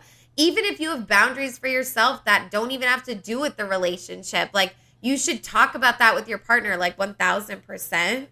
But it's getting to be way too much. And this is why boy sober, you know, this is another thing too. It's like there's just so fucking much, and it's almost like people got the tools and the words and like they like got some like power ego shit from that, Yeah. And like think that like the definitions are again loose and like you have the power to kind of morph it into your own, like, because this is my trauma though, or whatever. Yeah, and that's perfect because I was going to bring this Thank in at you. the end, but I think I'm going to put it now. So I watched this one YouTube video called Let's Talk About Weaponization of Therapy Speak by Psychology with Dr. Anna, and she is a licensed therapist, and in her channel she says, you know, this is for informational and entertainment purposes. I'm not your therapist, blah, blah, blah, blah. Like, Nice. take with it what you will. And she says she was defensive quite a bit about like this kind of speak, and then like the more she got into it, she kind of breaks down things which we're going to echo and like the problems and the cases for it when we get into it. But one of the quotes I loved the most from her is she was like, therapy speak, like anything, is a tool similar to a fork, and you can use a fork to eat or you can use it to stab someone. Right. So like, you know, therapy speak can be used as a tool to like find the language that you need when you're having these relationship discussions, or you can use it to be like, "Rah," like, you know? Yeah, it's like depending on how you use said tool. It's not like both are correct, you know? Yes. It's just because you're saying the quote unquote educated words doesn't mean you're like killing it right now. Right. Yeah. Exactly. I love that. Okay. Okay, guys. So now we're going to get into a little bit about why people are using therapy speak. And this article from The New Yorker is called The Rise of Therapy Speak, How a Language Got Off the Couch and Into the World by Katie Waldman. And we're going to go back to this article in a little bit, but just one sentence from it. She said, perhaps the language of mental health is burgeoning because actual mental health is declining. And then I want to share some mental health statistics real quick. I'm going to put them on the screen. So 1 in 5 U.S. adults experience mental illness every year. 1 in 20 U.S. adults experience serious mental illness each year. I'm not going to read through all of them, but it is important to note that 50% of the lesbian, gay, or bisexual community experiences mental health issues, which is really high compared to all other demographic groups. And then also 47.2% of U.S. adults with mental illnesses received treatment in 2021, so that's less than half.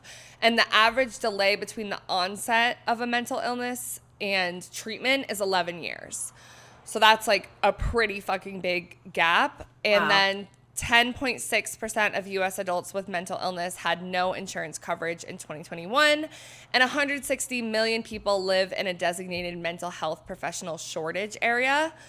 So there is a therapy shortage. And then this article that we've been talking about before from The Guardian says that if we're often online and plugged into wellness, self-help, or relationship worlds on social media, therapy speak is our first language. Here, algorithms feed us a bottomless well of content by coaches and other self-proclaimed experts who teach us how to cope with being triggered, how to identify a narcissist, how to show up in relationships, how to hold a boundary, and so much more. With every scroll, a new tutorial in human psychology. But what are we actually learning? And I think it's important to note that a lot of people who don't have access to therapy and all of these things are seeking it out on platforms like YouTube, TikTok, Instagram, all of this Just stuff. like how we talked about, like people, like they get a lot of their relationship advice from these platforms as well. Exactly. So when people don't have access, this is what they go to. And this might also be the beginning kind of like route into it, because like I said, like it's 11 years since the onset. So some people might not completely have the language for it, realize that they have mental health. So it is a good thing that they're scrolling on TikTok. They may see something that resonates with them, and then that might trigger them, like not trigger in the sense of like a trigger, but like initiate them to start looking into mental health help and all of those things. Yeah. But this other article from Vox is called Tele-Therapy Can Really Help and Really Hurt. From privacy breaches to bad providers, teletherapy services often come with a hidden cost, by A.W. Olthizer. About teletherapy, because this has become something in the past couple years that has really like become more popular. And yeah, we're going to get into it. So the U.S. has a therapist shortage. Even if you find one, good luck snagging an appointment with a therapist who is affordable or covered by your insurance. That's where online therapy platforms like BetterHelp come in. Even if you're not a user, you've most certainly heard of them. For years, BetterHelp blanketed the online world with advertisements and enlisted an army of podcasters, influencers, and creators to produce sponsored content that promotes their services as a solution. According to podcast analytics From Magdalene AI, BetterHelp spent an estimated $24.6 million on podcast ads in the first quarter of 2024. And you got to think, that's in the first quarter of 2024. Before that, I've been hearing BetterHelp forever. It's so irritating. Yeah, and they have a lot of backlash, which we're going to get into. So more than any other company spent in the audio space. So they are the number one spender in podcasts. Ad space. These ads, sometimes personal and direct to camera, sometimes funny and always earnest, have turned BetterHelp into probably the most recognizable sponsor of stuff people listen to on the internet. And then they did also disclose that BetterHelp does also advertise on Vox. BetterHelp has never advertised with us, guys. Unfortunately, we're not as big of a creator. I don't know if we would work with them anyway. Probably not. Exactly. Exactly. So, but the efficiency behind BetterHelp's infinite expansion, it seems, can come to a cost to patients, as about 800,000 former or current clients are learning this week. This is a little bit ago, but in 2023, the FTC said that BetterHelp shared sensitive data it collected on its users with advertisements seemingly without their consent, or with provisions in place to limit how data was then used. According to AP, BetterHelp has said it was simply adhering to practices that were standard for the industry. And since this is kind of like a new industry, what industry do they become a part of? So they were hit with a lawsuit. That was bad, whatever. Then a little further, mental health care goes remote. The start of the COVID-19 pandemic in 2020 caused an abrupt shift in therapy access. Regulations and insurance policies restricting the feasibility of teletherapy were loosened. Some therapists and patients found that meeting online worked better for them. As Brian Resnick wrote for Vox at the time, the onset of the pandemic was a, quote, much needed kick forward into the 21st century for mental health care. For those seeking therapy, though, the new ease of finding virtual care meant sorting through waves of targeted ads on social media from companies that might not prioritize the quality of care over growing their business. Cerebral, founded in early 2020, enticed patients with easy subscription-based access to virtual psychiatric treatment, including prescriptions for medication treating ADHD, so like Adderall, Vyvanse, etc. But mental health professionals and patients raised worrying questions about the quality of that treatment. Underpaid providers were, according to Bloomberg, pressured to meet the expectations of patients who signed up for the service after seeing ads on social media promising a quick and seamless access to the medications. Then there was also a lawsuit with Cerebral, important to note. I've heard of them for sure. Yeah. These companies, that's like, they make it, they're known. Yeah, they are definitely. Whatever you podcast you listen to. Yeah, and if you think about getting a therapist, usually one of the first ones you're going to enter into is one of these. Like literally the Pixar deep diver channels I watch and lesbian podcasts I listen to, both like it's everyone. So it's across genres. I know. Like it's every single type of shit. Mistakes happen, but when services in as vital as something as mental health go wrong, people get hurt. I think a lot about a 2022 story in the Wall Street Journal, which detailed what this can look like. Caleb Hill, a young adult who had been kicked out of his family home after coming out as gay, signed up for BetterHelp, requesting a therapist who specializes in LGBTQ plus issues. He was instead matched with a therapist whose private practice offers Christian counseling. No! And who told Hill that, quote, either you sacrifice your family or you sacrifice being gay, end quote. Hill told the paper. A former BetterHelp employee told the Journal that part of the issue was how the company's focus on growth leads to minimal training and oversight process for therapists. I felt like they were treated like Uber drivers. Sonia Bruner, BetterHelp's clinical director and later a consultant to the company, told the Journal. There are a lot of good counselors on there, but you also find counselors who aren't, who do the minimum, who don't get paid a lot, so they phone it in. And this is something, like my therapist right now, she told me she used to work for BetterHelp, and she said it was like awful in terms of like the payment process, like they were on time with payments, like the therapy sessions are really short. I want to say they're a half hour as opposed to an hour. I had also signed up for BetterHelp when I was in my abusive relationship and looking for like cheaper therapy and had a really bad experience. Like she pretty much told me that my issues were too big for her, which honestly, in some senses, I'm like, was good because it She probably whoa. She said that to you, bro? Yeah, she said that my issues were too much for what she could provide. And it would have been okay if she like linked some resources. Yeah, exactly. Like it would have been nice if she was like, okay, like go to this person instead, like whatever. But she was kind of like, yeah, we can't really solve it in 30 minutes. Like, bye. So yeah, I just feel like with the thing about BetterHelp and Cerebral and teletherapy in general, because I do teletherapy still, but not through any of these platforms, is it's made access much better. There's a therapy shortage still, so like now there's more like therapists that people can, get access to. I think the requirements to be a therapist on BetterHelp are also lower than what they are for general other stuff. Right. But either way, like more people are doing therapy or getting access to it, but the quality is not as good and it leads to a lot of bad experiences. So yeah. It's so hard. Every therapist I've ever found, I found on Psychology Today, I'm pretty sure.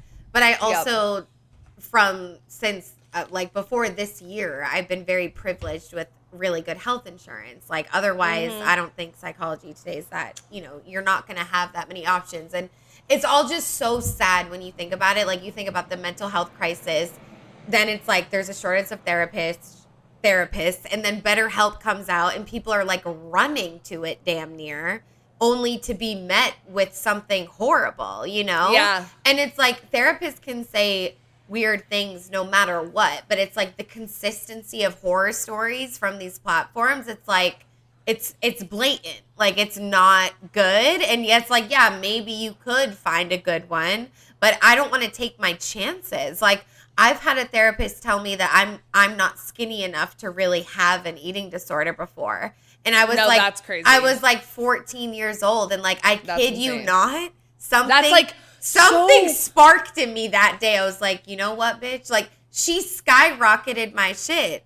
And it's just like she wasn't educated in eating disorder. Yeah. She wasn't. Like I was in there for depression. All of a sudden I start having these other feelings. Like she had no idea, but it's like hearing that from therapists like really it has a weight with people. Yeah.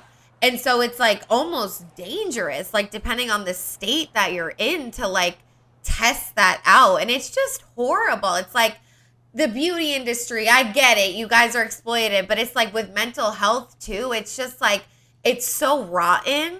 And yeah, it's like a substitute teacher type vibe, like an Uber driver, the comparison. It's like who's ever kind of, and I'm sure for someone with not a lot of experience and really wants to be a therapist, it's a great option for them.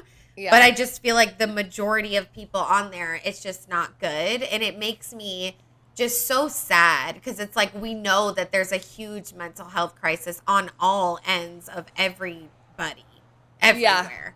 Yeah.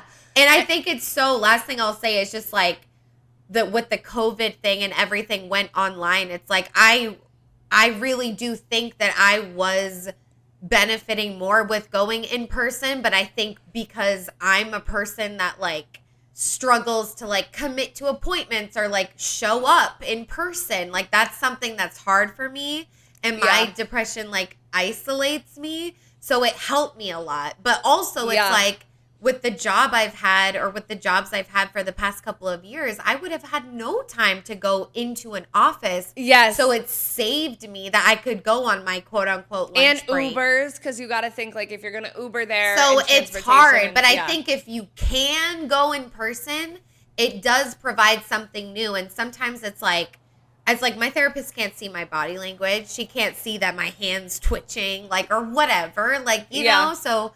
But I think it's like the pandemic and it's all just like piling down, and it's like we need more therapists. They have this solution and it did so much more harm than good, and it's horrible.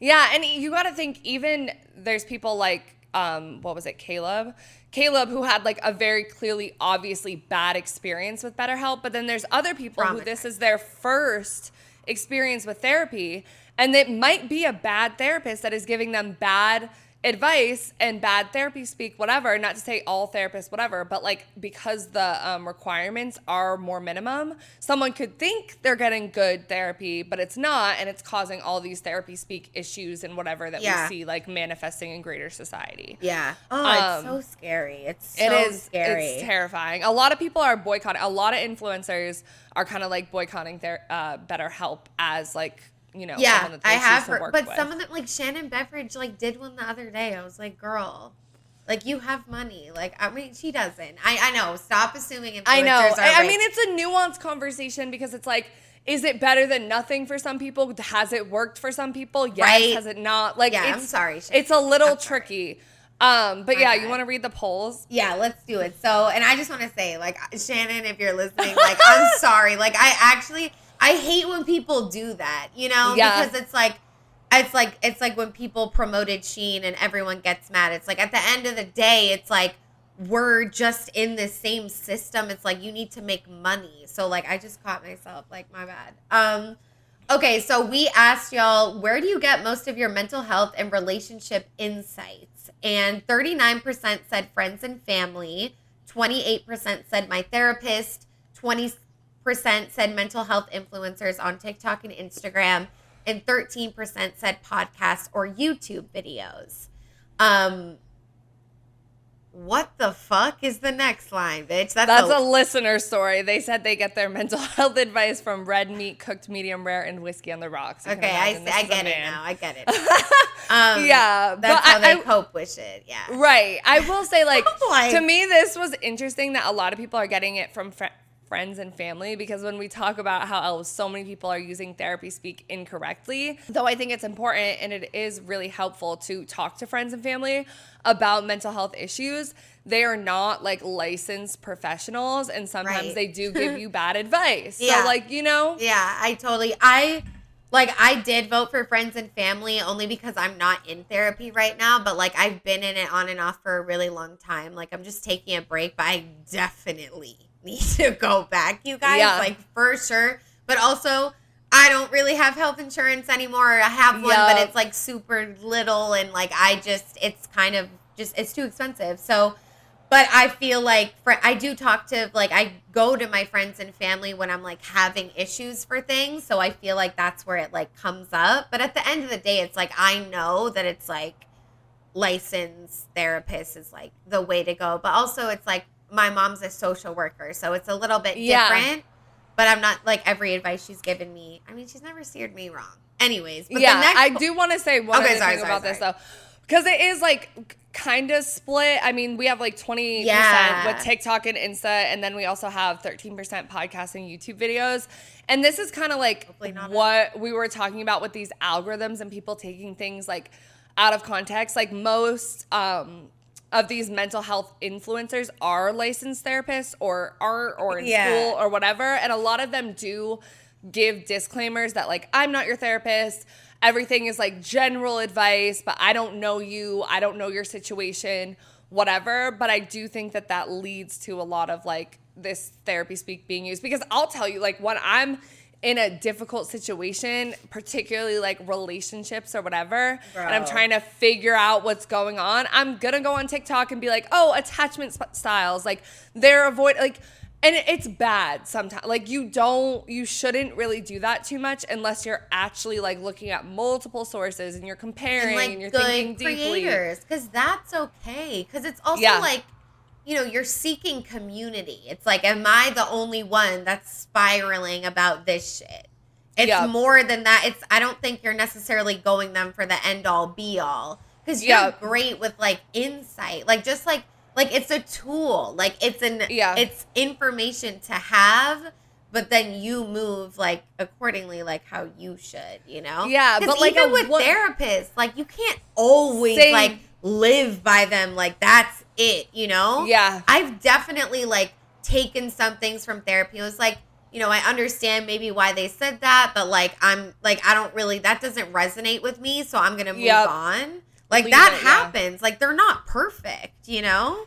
Yeah, and especially in these like 1 minute, 2 minute TikTok videos, like they're defining an attachment style or whatever, but like they have no context of like what you're going through. They don't have 20 minutes, 30 minutes to get into the depths of all the different ways this can manifest and how it might apply to you. And you might, like a tarot card reading, see something that resonates with you and be like, oh, this is it. And I think that's why we have so many people being like, oh, my ex is a narcissist. Oh, we trauma bonded. Oh, whatever. When it's like, you saw this one thing that kind of stuck with you, but maybe that's not really what it is because you're not looking at the bigger picture. Yeah, it's like at the end of the day, we all have unique situations. Like, we want to find community, but it's like blending everything together. Like, oh, this is just that. And, you know, it's like, it's not good. It's not good. But I do think people just want to feel like they're not alone to a certain extent. And then the next poll we asked y'all is, if you aren't in therapy but want to be, why aren't you in therapy? And 64% said it's too expensive. 18% said I haven't found a therapist I liked. 9% said I don't have time. And 9% said I'm not ready yet. Definitely it's too expensive for me. It's like absolutely fucking ridiculous. But also not finding a therapist you like is so real too. Like, I've definitely gone through, like, and I'm like, you kind of like, I just always say go with your gut. Like, at the end of the day, they're human beings. Like, don't think about it like, do I want to be friends with them? But it's like, do I trust this person? Do I feel this like energy safety? Like, do I feel safe initially? Like, and you have to work up to it, of course, as well. Sometimes it's like, don't roll them out after one session. Like, it does kind of take, first sessions are so annoying. It's like, what the fuck? It's like, so who's your parents? Like, I don't know. And you're just dumping. It's like, you don't really get anything done until like it takes. And then you have a therapy hangover. It's a and commitment. Then it's like, But I think, you know, it's too expensive. That makes so much sense. And someone submitted a story saying, my old therapist told me, why are you sad? You're pretty. That's disturbing. I'm really sorry that happened to disturbing. you. I'm really, really sorry that happened to you. As if pretty people can't be sad. That's sad? Crazy. Like, bitch, what? But yeah, the expensive thing, I think that is like the biggest reason a lot of people aren't, like, again, when we talk about access. I mean, I had to go down to one appointment a month versus girl, one a week like, how are you? Like, and that's only, and I'm a cash client now. I had signed up for health insurance, everything with my job, and I have a good job, you know, decent health insurance, but it was insane. The prices are ridiculous. So it's like, you know, it makes sense. But I wanted to discussion question. We kind of already talked about it, but like with all of this, like with this therapy shortage, limited access to therapy, bad therapists, we can kind of see why people are going online to get their therapy. But like, is all of this a problem? Like, where's the line? Yeah, I think it's valid though. You know, it makes sense that people are going online, and there are a lot of smart, reliable, educated, consistent, valid creators out there that can actually provide you with a lot. But it's like, I feel like we just treat people like they're God all the time. It's like, especially it's like mental health and influencer, like, it's tricky because you have parasocial relationships. I've been victim to that many times where I put people on pedestals and I don't know them. And I look at them like they're incapable of literally doing anything wrong. And I'm not joking, you guys. Like, it doesn't happen to everyone, but like, it's happened to certain celebrities and influencers online with me. And like, then you pair it with like people giving mental health advice, you know, and even no matter how many times someone says I'm not your therapist, at the end of the day, you're giving advice online. Like, people are gonna, you know, take it if they really fuck with you, and like the addiction loop of content and all of that. And it's like, there's no education about media literacy. So we say that, but it's like, well, how do you know? Like, they don't have a website, and it seems like they're saying valid things. Like, so it's just confusing. But I think it's like, you really just have to take everything like maybe like 70% and like leave the 30% for you to like think critically. Because I fall victim to that a lot, where I'll read articles or watch certain TikToks and be like, yes, that is the answer. Perfect, clean motherfucking cut. But you need to like, I don't think about it for myself. Like, I don't even take 5 seconds to be like, okay, well, what would I really say?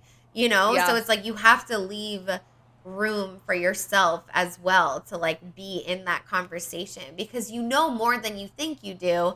And especially when we're talking about specific situations, like you're the only one really in it. No one else can really tell you 1000%, no matter how much you paint the picture.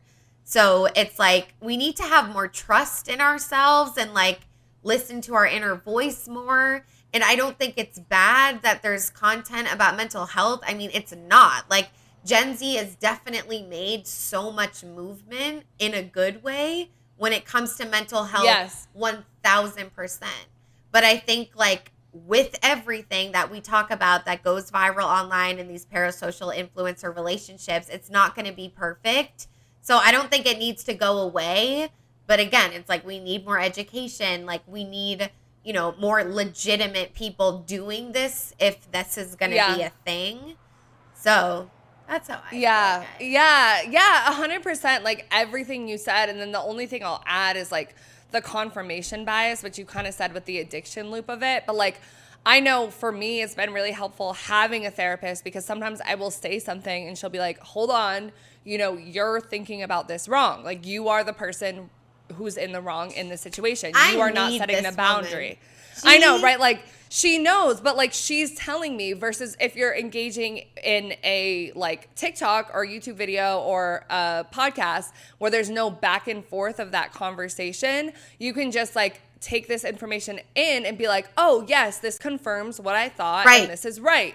Versus like taking it to another person where there's like a dialogue and they're like, oh no, you're not right in this situation. And our brains are crazy. Like it's so like that's going to happen. Like when you're consuming all this content, like we can't control that, but it's on us to like redirect ourselves because our brain can't do that on its own. Like it's just gonna give, you know, what we're giving it is what it's gonna take as truth. Yeah.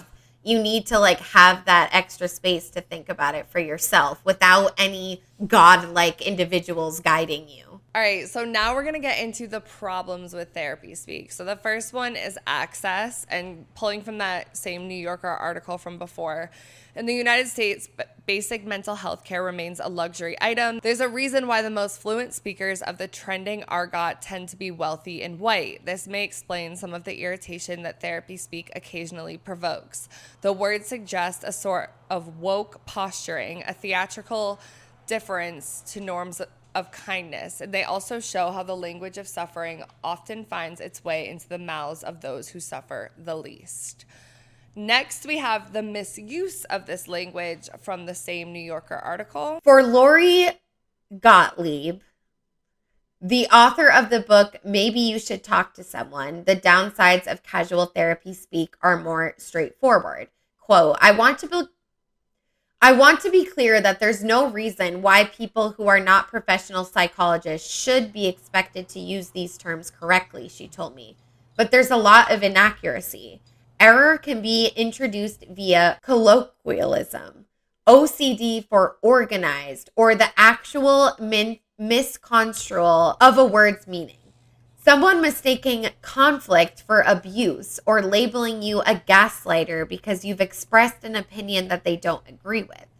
As philosophers from Michel Foucault to Peter Conrad have observed, medical vocabulary lifts up the speaker, claiming that your intrusive neighbor has borderline personality disorder, cloaks you in authority while pathologizing him. Using these words casually strips them of complexity. The problem with armchair therapy, or what we now might call Instagram therapy, is that it can transform a deeply relational, nuanced, contextual process, Gottlieb said, into something ego-directed, as if the point were always, I'm the most important person and I need to take care of myself.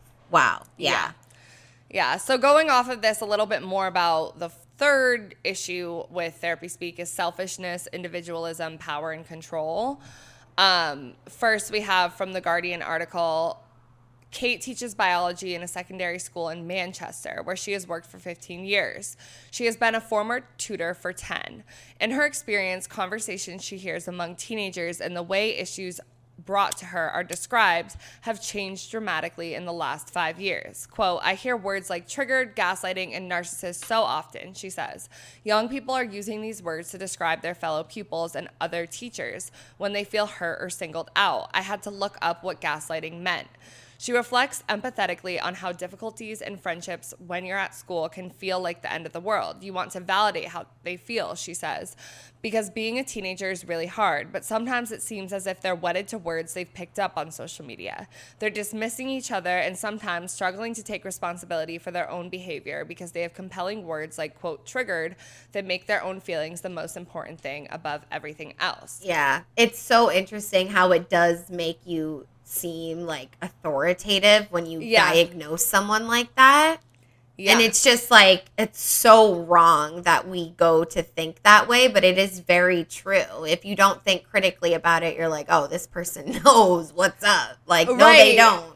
Right. And it's so interesting that, like, her being a teacher in a different generation, she's having to look up these words because, like, young people are using them. Right. So you can see how this is, like, manifesting in the next generation, like Gen Z, Gen Alpha, like, whatever. So still within this same category of, like, the individualism, power control, selfishness, we have Esther Perel, who I love. Esther Perel. She's, I know who that is. A couples therapist. She has a podcast, she does speaking engagements, all of these things. But this article from Vanity Fair is an interview with her. And it's called Esther Perel Thinks All This Amateur Therapy Speak Is Just Making Us Lonelier. And I'm going to be the interviewer and Autumn's going to be Esther Perel. So what do you make of this current moment of mainstream therapy speak? I'm thinking just as one example of how people on dating apps now brag about being in therapy.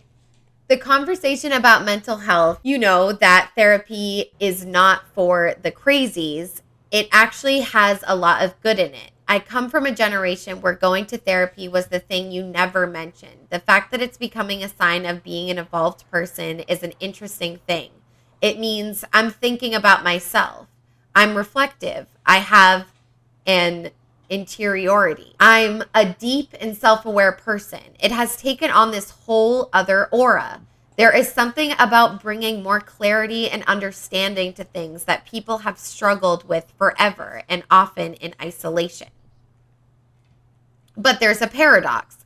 There is such an emphasis on the self-care aspect of it that is actually making us more isolated and more alone, because the focus is just on the self. The focus is not about the mutuality of relationships, the reciprocity, the way that you weave fabric, you know, between people who are relying on each other. On one hand, there is an importance in gaining clarity when you name certain things.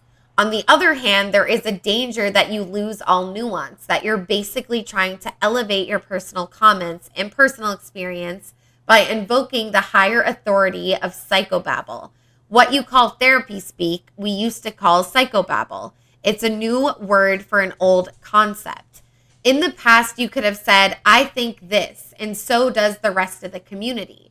So does the family, so does the church. Today you say, I think this, and so does the DSM-5.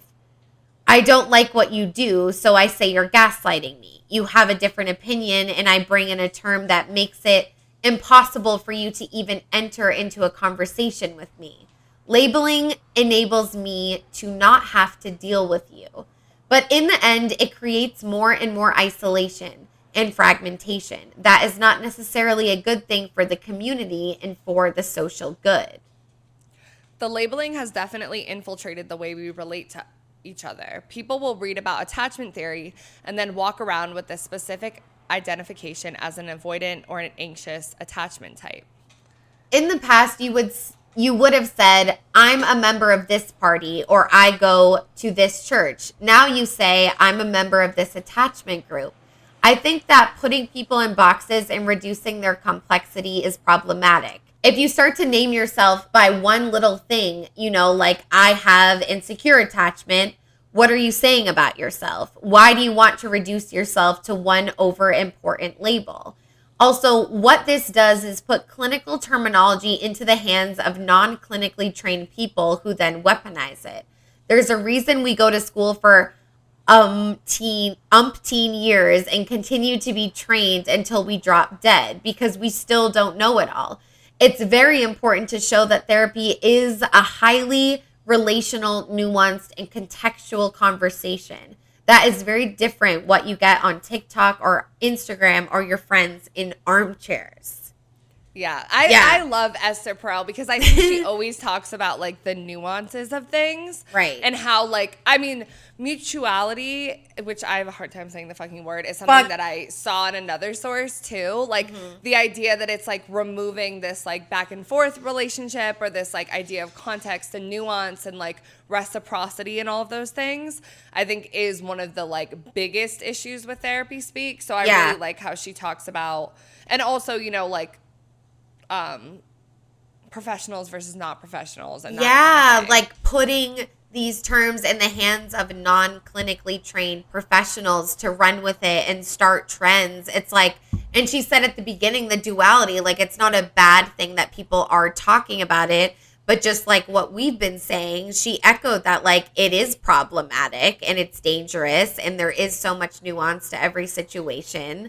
And I feel like just as people, as a society, we do like to group things and clump things together. It maybe feels less overwhelming, which is okay. But it's like, when it comes to this type of terminology, it's like, you're not a trained professional, you know, sit down, you know, just sit down. Right. And sometimes. Don't limit yourself to like, oh, I'm just insecure attached, so that's how I am. Like the reality TV trauma definition, right. Like that's all you are. Yeah. And it's like all you'll ever be. Yeah. But you are more than that, and leave yourself room to grow.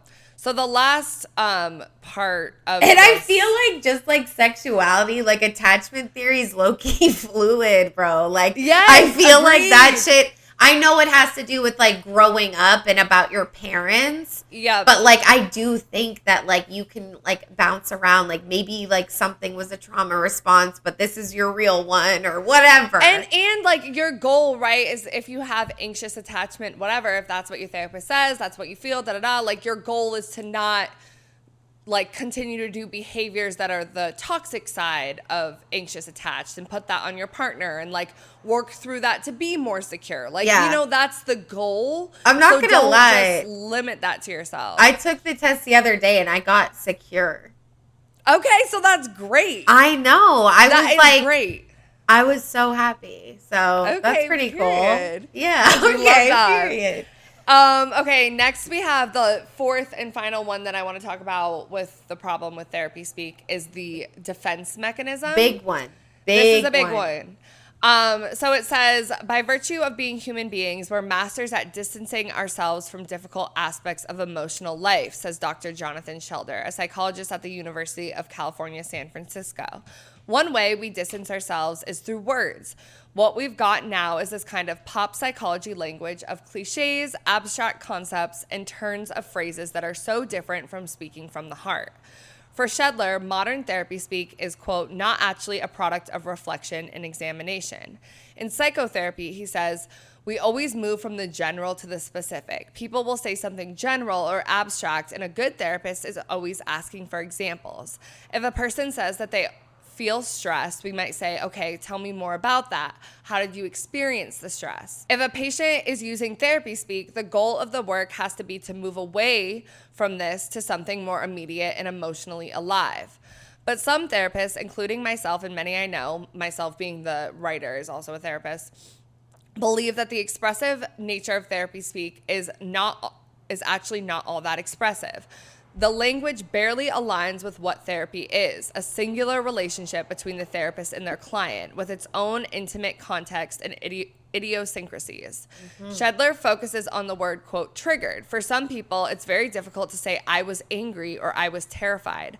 So there's already a layer of obfuscation about what their internal experience is. Something we try very hard not to do in therapy is locate the upsetting thing externally. If you leave the I was triggered there, your internal experience is almost secondary. In meaningful therapy, we try to reverse that. All of our experiences take on personal meanings. The work of therapy is to explore those layers. The psychotherapists I've trained with and have been supervised by use very little of the therapy speak I see on social media. Theory and literature inform the work, but conversations are in much more plain English than you might think. This is what we try to invite in our clients, the freedom to speak plainly. In my experience, some younger clients have brought in words like, quote, triggering, gaslighting, narcissism, and some confident diagnosis of others, quote, personality disorders. Sometimes it has seemed hard for them to name emotions like fear or anger. The influence over their language doesn't come from social media, but from reality shows like Love is Blind, Love Island, and Married at First Sight. I was struck at how often the term gaslighting was used in the last season of Married at First Sight, a show that consumed me for more than I'd care to admit. It can take a long time to get beneath the use of these terms, which may be described as a defense mechanism, and explore someone's deeper, more vulnerable emotional experiences. This relies on building a safe, trusting relationship, but we don't often have time. For many people, long-term therapy is unaffordable. Wow. Well, I really do like how they've kind of reiterated what we've said in past episodes about, like, this is where people go to get their insights. It really is reality TV and YouTube and all of those things. And I also really liked how she said, you know, this therapy speak, psychobabble, whatever. It's like, doesn't even come close to what therapy really is. And it really is like about every relationship between therapist and client is different and nuanced. People want different things. Like, there's boundaries in place. Like, it's all so, you know, it's safe, and it should be if it's done the right way. And it's just about that relationship and having open conversations. And it's like interesting. It's like you think about therapists going to school. It's like, you know, is gaslighting one of their vocab words to memorize, like to study for the test? You know, it's like these are tools, and it's like people are, I don't know. It's kind of crazy, like how far people take things and run with it.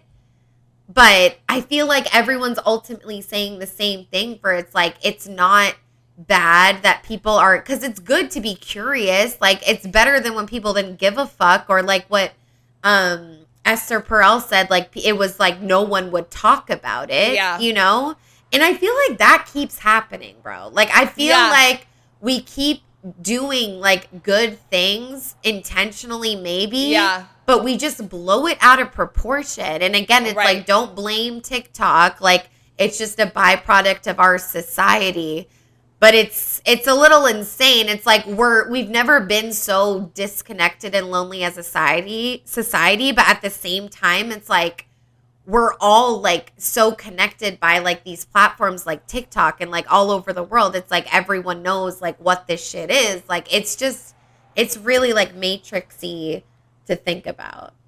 Yeah, it really is, because it's like on one side it's so good, and we're going to get into a little bit more about the case for using it after, but like at the same time it can be weaponized and all these things. And like the part about that article that I particularly like the most is like talking about it as like a mask, right? Like, you're using this language because it's what you know, it's what you hear, it's what you pick up on social media, and you're like, oh, this is what it is. And I think I've had in therapy like a particular problem that I realized only through being with an actual therapist that's telling me I'm doing something wrong, or asking those questions to go deeper of like, what is the deeper emotion under this? Like, oh, you use this term. Okay, what's under that? I'm scared. I'm sad. Yeah. I haven't sat with my emotions. And I am someone who likes to intellectualize like things a lot. And I think a lot of people like to, you know, point out a diagnosis or cling to this term or reference this because it puts what they're feeling into this like tangible box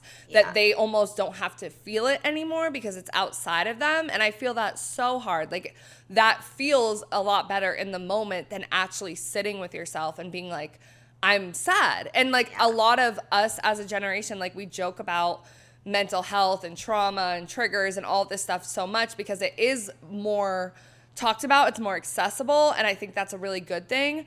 But I think our generation is also very good at distancing ourselves from our actual internal emotional experiences because we're so plugged in, because we always have, you know, something to fix it. Like, even when I talk about cigarettes, how I use them as an emotional crutch, like a stress reliever, whatever, that's not actually fixing the problem. Right. When you go on TikTok and you're looking up attachment styles and like, it's providing this way for you to think through this experience that you're having, but you're not journaling and considering like the internal emotion that's manifesting. And it's almost like you're tricking yourself. Like you're using the language, you're watching the stuff, like you feel like you're tapped into your emotions. I know what my attachment style is, but you're not. And at the end of the day, it's like, what else is there more to say at the fact that therapy is just not affordable? Like, what is a bitch to do? Like, what are people supposed to do?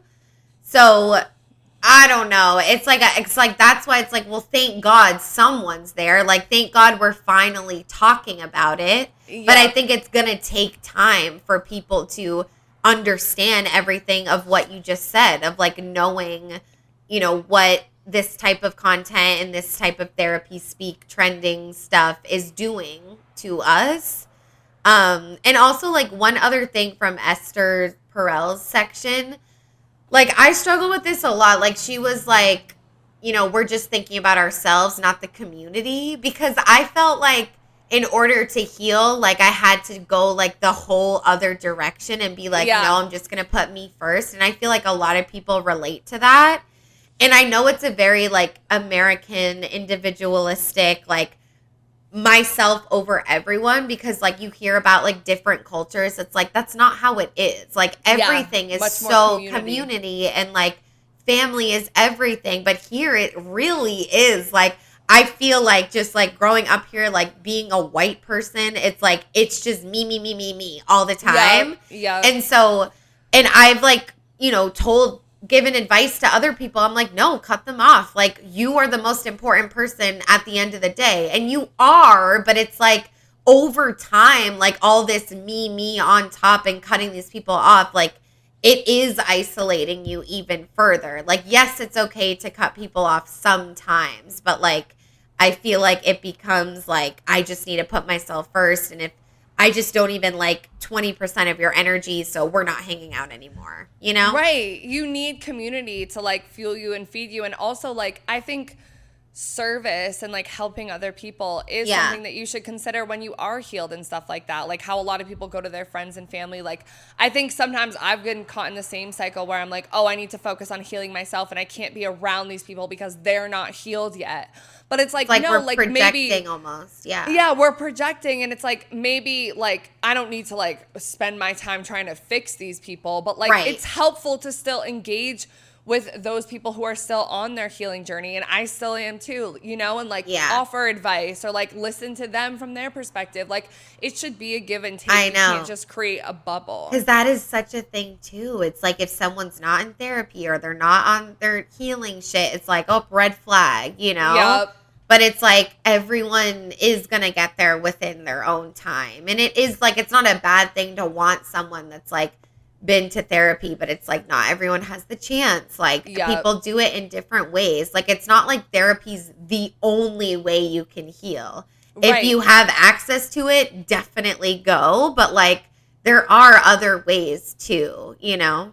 Yeah. Whether it's like reading, community groups, like I don't really know, but you know, there are other ways. There were times before therapists and bitches were definitely depressed, like, you know? Yeah. So we asked you guys the poll, why do you think people overuse therapy speak? And 45% said it's become so common. 35% said they don't know what it really means. 17% said to be controlling, and 3% said for self-care. I definitely feel like the top two, they don't know what it really means and it's become so common, like go hand in hand. And I only voted for it's become so common because I think some people do know what it means. I don't think not anyone knows what it means. Like, yeah, that's a good point. But are these people making TikToks like correcting people? No, like they're just not tapped in like that.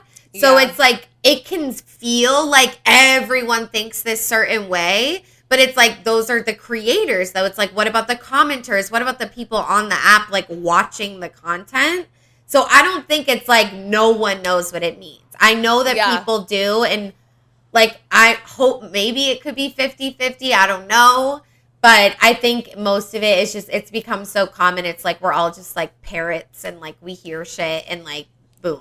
it's done. We use it. Yeah, 100% agree. I think it's interesting that only 3% said for self-care. Yeah, I know. And that was like a last minute decision. You're like, hey, yeah, cool, right. guys. I was like, all right. So next we're going to get into the case for therapy speak. And the common thread I saw throughout all of these articles that we've been using is that we don't own this language and it's different for everybody. So I'm going to go through all of these articles, then we'll talk about it. So the first one, how therapy speak affects relationships, when therapy speak can help our relationships, makes the case that therapy helps you get to know yourself better and reflect on how to make choices that are more consistent with your values and goals, says McHugh, who's a therapist. It can help you get clear about what you're looking for in relationships, challenge your defensiveness, and listen better. In other words, therapy is really helpful if you're struggling to know what you want out of your relationships.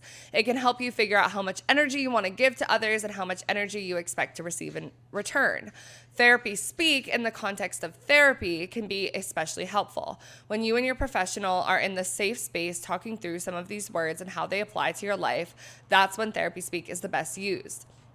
Therapy speak can also destigmatize mental health. If you found a word that makes you feel like you finally have an answer to something you've been experiencing your whole life, you can feel empowered to use that language. I think it's important that people are speaking openly about their mental health challenges and connecting to other people with similar experiences, McHugh said. Bottom line, when we use it carefully and in context, therapeutic language is definitely useful.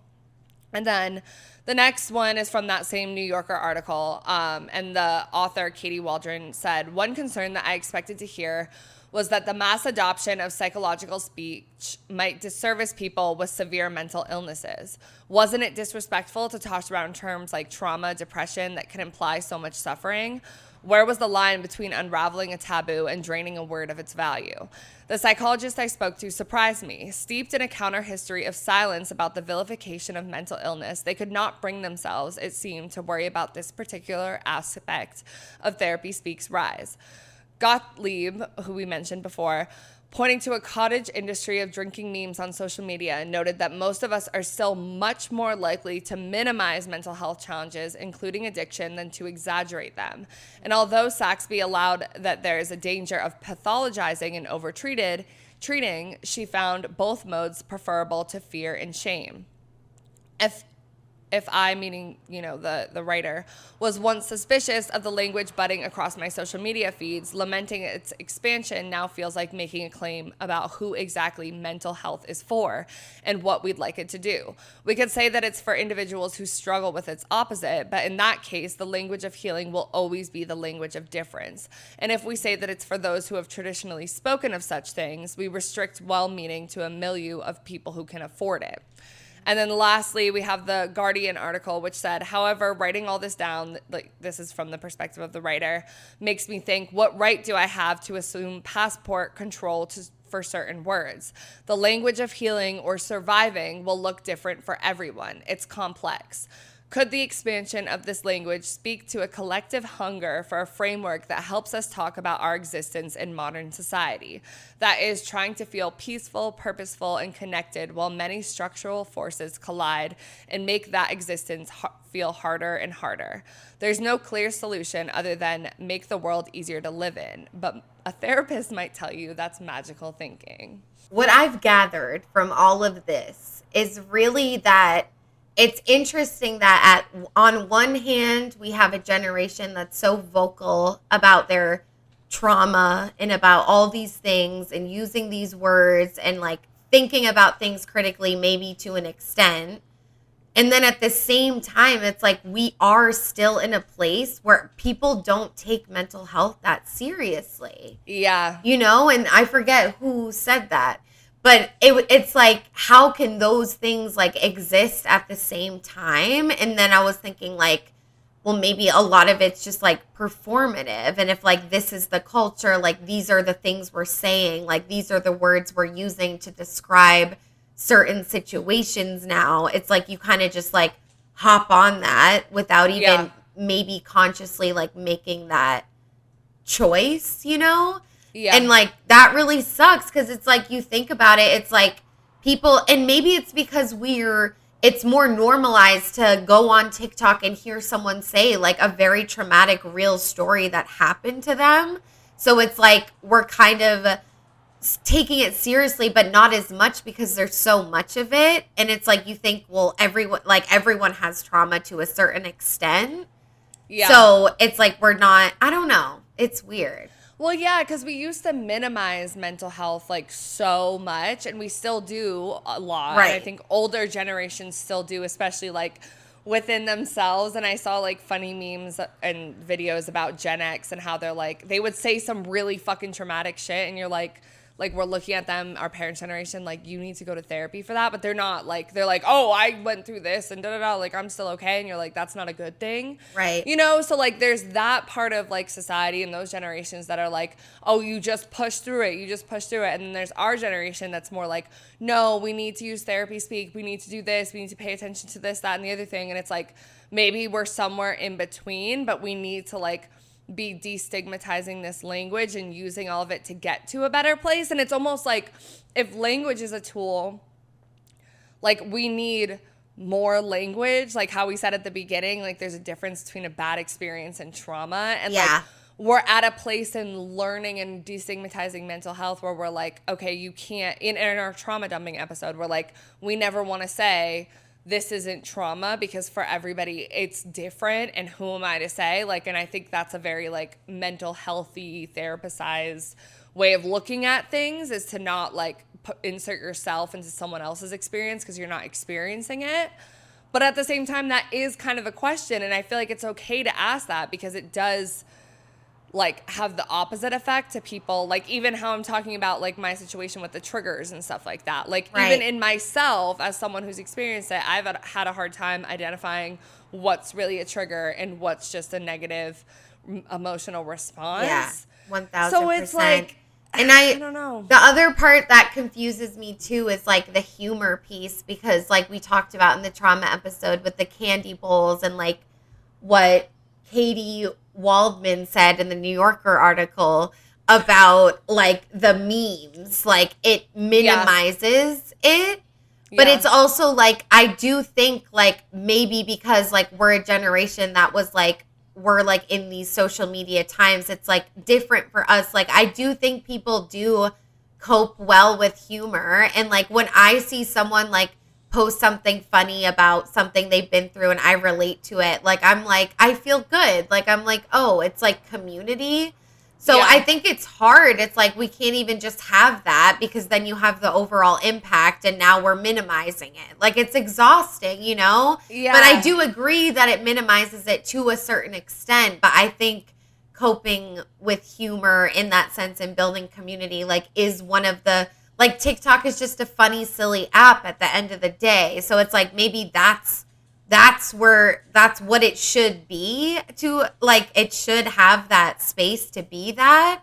But then you think about where access to therapy is so hard and everyone's getting things from social media and reality TV. So it's like we do want to have actual providers on there too then, because if that's all where people can go and they just see these funny trauma memes, it's like not serious. And if someone's really struggling in that moment, they might not think it's funny, you know? But if it's like past and you've healed from it, then it's funnier. But it's like someone in crisis is not really going to relate to that. And it's like, not saying TikTok needs to be like a crisis center, but it's just like that is the effect like on the community that we're all doing this for, right? Yeah.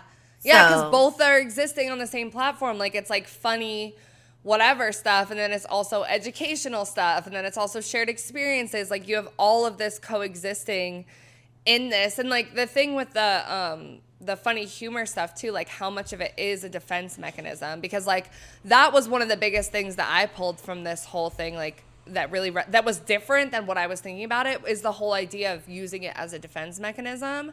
And I think we use humor as a defense mechanism a lot, and particularly our generation with Gen X as our parents and all of them who like it was more stigmatized and didn't go to therapy. I think that's a natural response for us to be like, haha, my trauma, because like it wasn't taken as seriously with our parents' generation and all of that stuff. So, like, we are taking it more seriously. But at the same time, our generation as a whole, I think because of social media and everything else, like we did all the like cute Instagram pictures, but now we're going back to a time of like making fun of ourselves, and we don't want to take anything too seriously. Yes. So like, you know, we're taking it seriously, but we're not. Like there's always a layer of like removal that's going on there, because things that are too serious feel like too much. So and then you're being cringe if you take it too seriously. Right. Like it really is a whole cycle. It's like we don't know how to have a healthy balance as a collective. And I know that's a huge ask, but like I do believe one day it could be possible. Like I feel like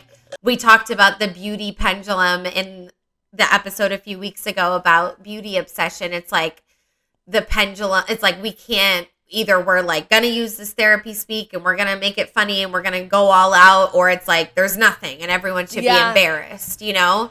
There's no like happy medium, and it's hard. It's a big ask. And it should be nuanced, right? Like we can't reasonably think that every single person should just immediately stop using boundaries in the wrong context. Like it's never gonna happen. It's never gonna happen. Yeah. But I think like one of our goals in even having this podcast, and we're educating ourselves because like we didn't know before we did this episode. It's like the people that like aren't necessarily using these things in a bad, like they're not actively doing anything harmful, but it's like they're not thinking about it, so they're falling like the wave and they're falling victim. It's like those people need to have their minds changed and be like thinking critically, and then it won't seem like everyone blah blah blah. But it's like no one's thinking about it, and bitch, I the fuck wouldn't be either if we didn't have this platform. If we didn't have the podcast. Promise you. Exactly. So it's difficult.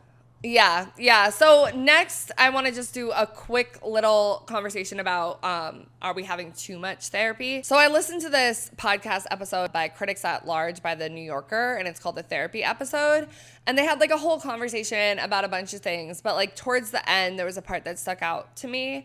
And one of the hosts was talking about, you know, how there's clearly a massive mental health situation going on in our culture. And it's good that people are seeking help. But then she mentioned this article about how to break up with your therapist. And she was like, great, guys, this should not go on forever. Freud himself believed that therapy should come to an end. In fact, the way he encouraged that this be done is by charging for sessions. That is actually the part of Freudian psychoanalysis that you are supposed to pay for sessions, because you are supposed to feel like this is treatment that you're investing in and that your funds may run out. So chop, time to get better.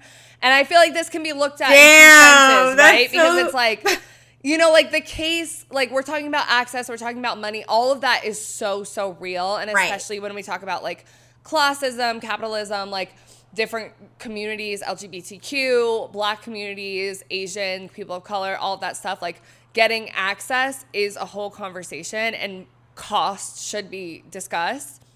But then there's also a difference versus someone who can like afford therapy and just goes to therapy forever and just constantly relies on it and is never getting better.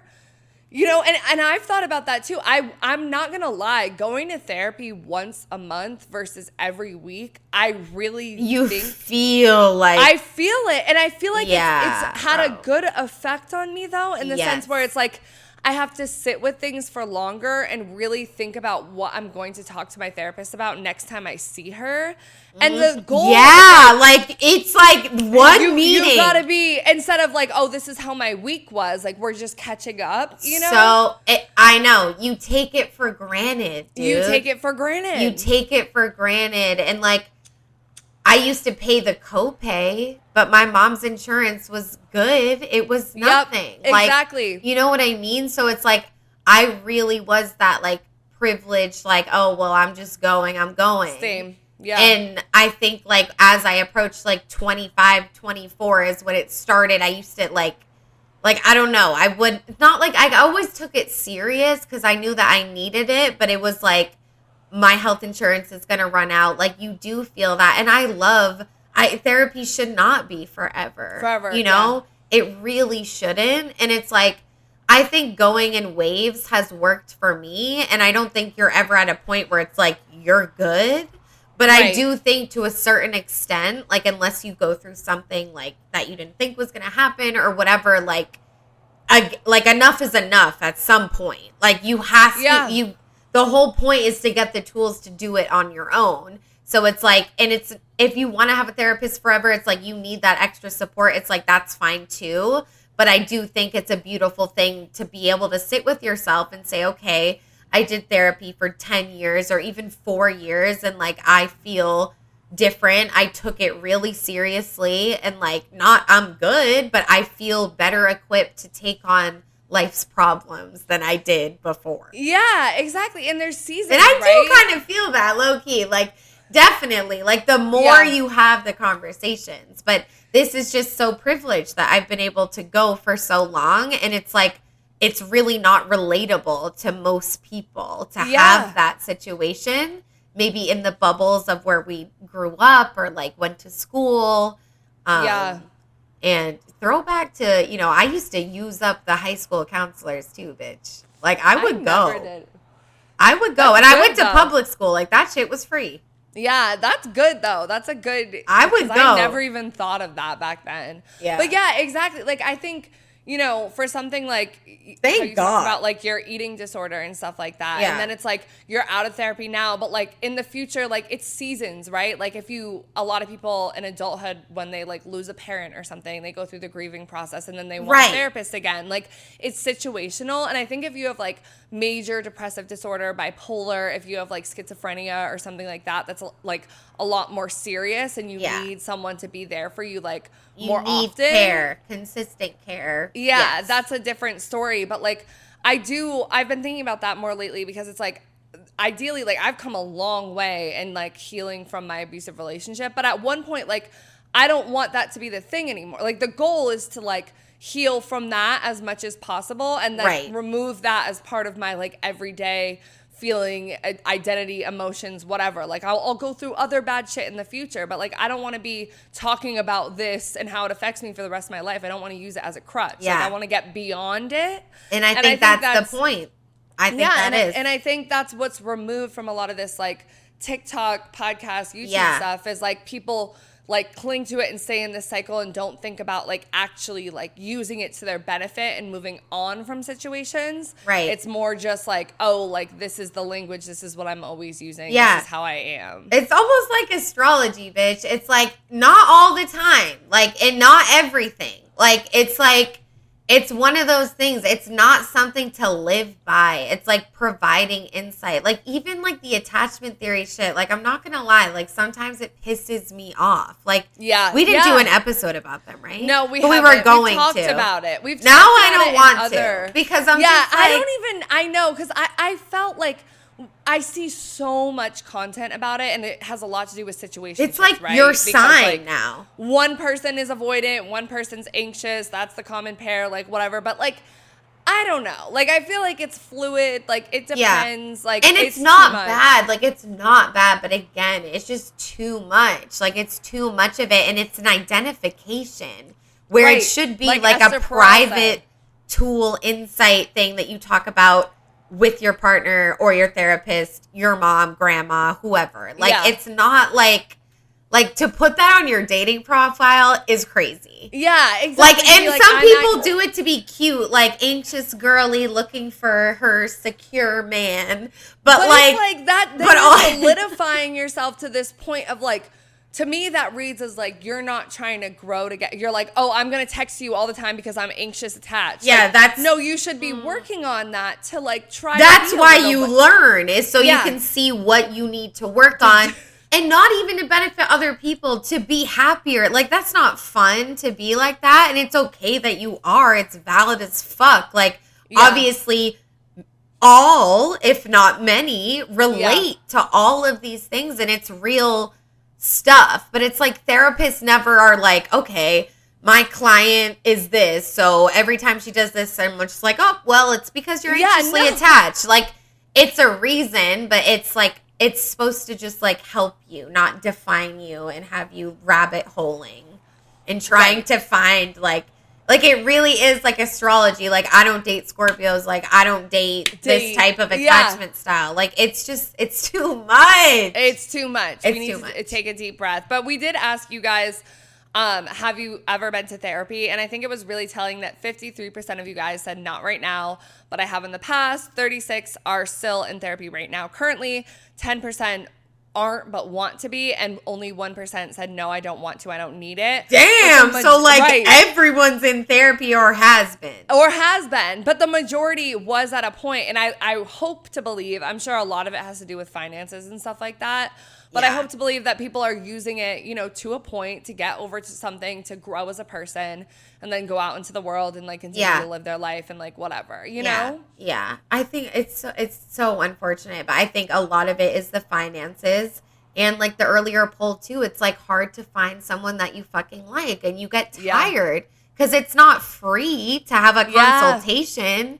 You hate them and you spent however much, like it's annoying, and then you get discouraged. Like I've been there. Like it's really fucking hard, and that's why when you do find one, you get attached to them hard because you're like, no one else is gonna be like, and it's like they get you, and and then someone also submitted a story and said, one of the reasons I don't do therapy is because my best friend is a social worker. And I'm not gonna lie, I don't really know what this means. Like, me neither. I don't know if it means like their best friend's a social worker, so like they're like they talk to them about stuff, or their best friend's a social worker, so they know the insides and outs of shit. But either way, I'm like, I don't know. Yeah, I don't know what that means, because like you shouldn't expect your friend to like be your therapist for you, and also like, but maybe it's like they don't use therapy speak because of I don't know. That one was a little confusing. Yeah, it was a little confusing, but either way, thank you for listening and submitting a story. Yeah. So that about does it for like everything in this episode. We are going to wrap up though with everything that we talked about, talking about what we're wet, dry, and still a little bit confused about the topic. So do you want to go first? Yeah, so I'll go first. First of all, I just want to say for my wet, I'm definitely so grateful that I've had the opportunity to see different therapists and like have a lot of one-on-one time with professionals that have really, really helped me and definitely changed my life 1000%, and have helped me so much through things that I've gone through, and just, you know, human things too, that everyone just kind of needs someone to talk to about different shit. But yeah, I mean, I am, as much as it's like things are detrimental and problematic, like I don't want to discard the fact that this generation has done wonders for mental health, and I am really grateful and wet that people are talking about it and naming it, because going from it being a secret to this really is, you know, revolutionary in a sense, because it's way better now. Yeah. You know, 100%. and I'm wet about all the community that people find from this type of content online, and the times where it really did help someone, or you really thought that you were the only one that ever experienced that and that changed it for you. I mean, there's a lot to be wet about here. I think the fact that it's all just so about me, and like it's like this therapy speak is about me though, is what turns you off. But at the end of the day, like I do think there's a lot to be said about how these conversations are so much more common. It's not like crazy to hear about it. And so many podcasts have mental health check-ins. How are you mentally? Like it is a lot of wet within that. But I think it's just like people really take things too far, and that's what makes you feel like it's all dry. But I'm trying to remind myself that, you know, and with the mental health stats that you read, it's like we need this. Like we need people to talk about it. That is what we were fighting for so long before, and now that we are, and it's not perfect, it's problematic. So it's like I do want to give ourselves grace and like give credit where credit is due, you know?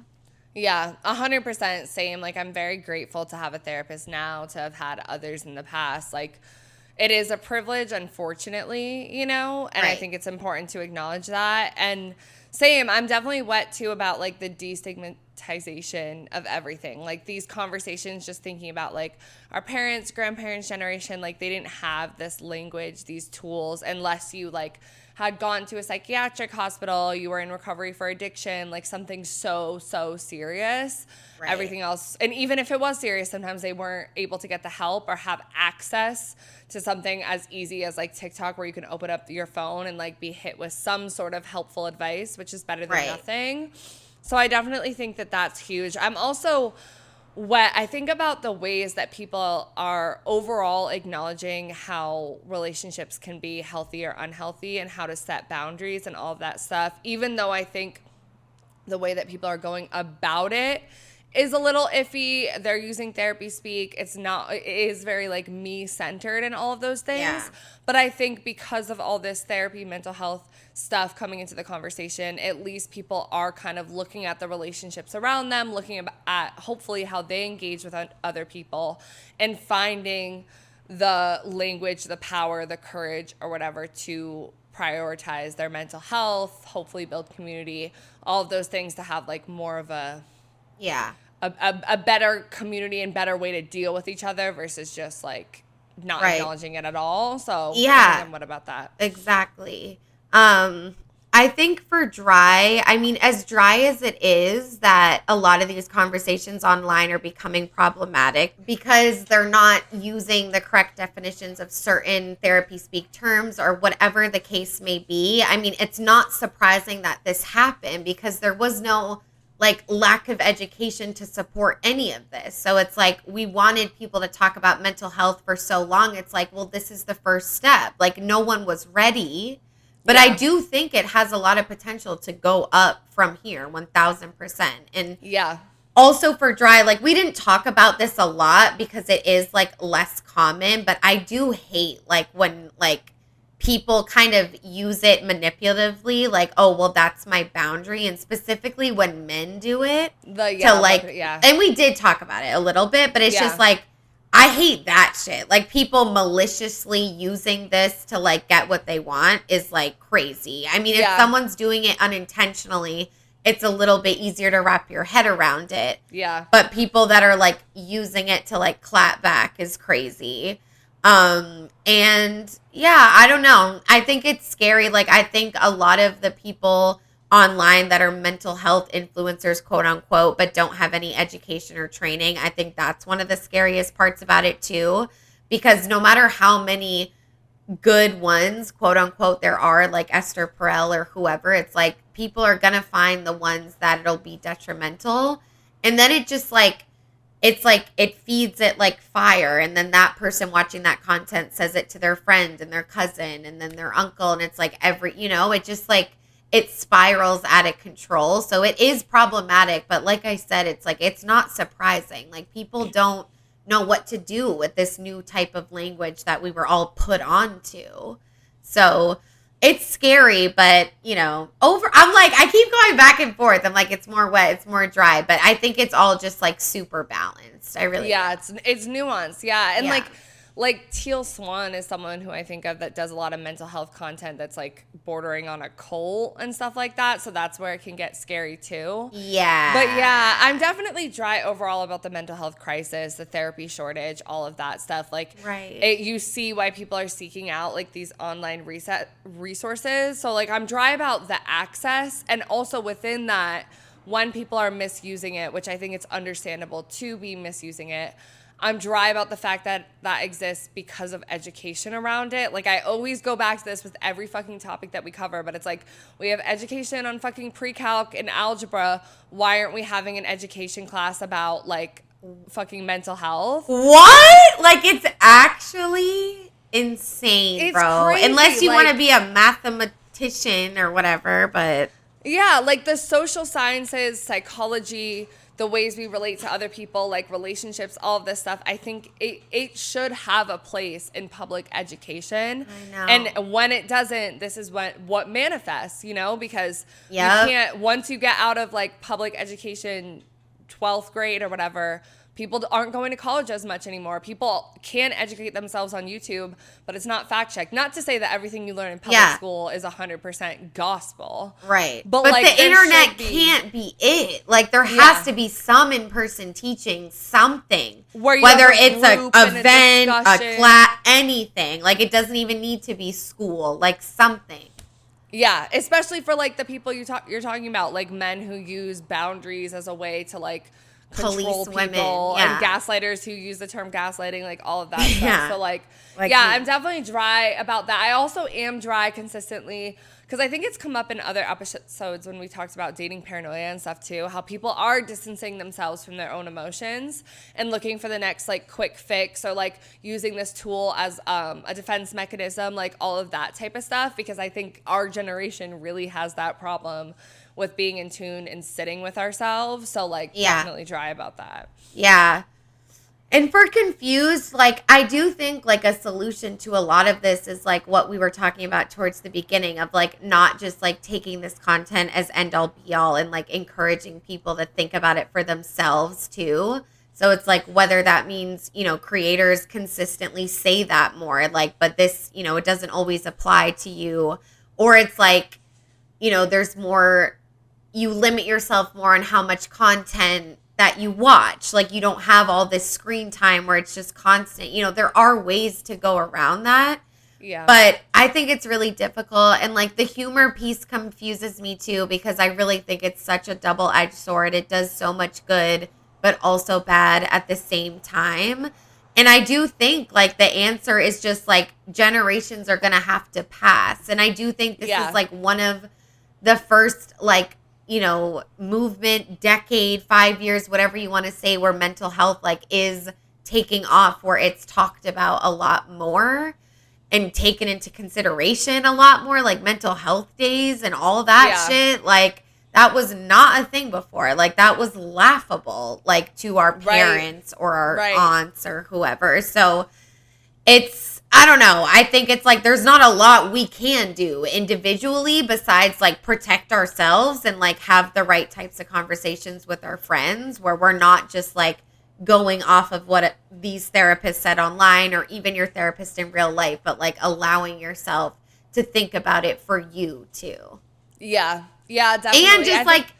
And just not being so hurt by shit too. Like a lot of this is like, you understand that you're hurting someone, but it's like, just try to think about like everyone is looking out for themselves at the end of the day. And I think people just get so hurt by things. And it's like, it's easy to, obviously, but I just think that's a confusing part too. It's like, it's really all just, when you think about people move based on what they need to do for themselves and their own perspective, like they're not thinking about you 24/7. Like, it doesn't always have to do with you. So, yeah. Yeah. And I think we could all think about other people more and then also less. Like, it's about when to. Exactly, because the community versus self thing, too. Like, bro, that conversation fucks me up. Yeah, that's a whole fucking paradox. But, yeah, I think same, everything you said for confused. I think also some of these terms and like the way that I'm using them, the way other people are, like we defined some of them and got into it, but there are so many. And I think because of this podcast, because we're talking about sex, relationships, and personal identity,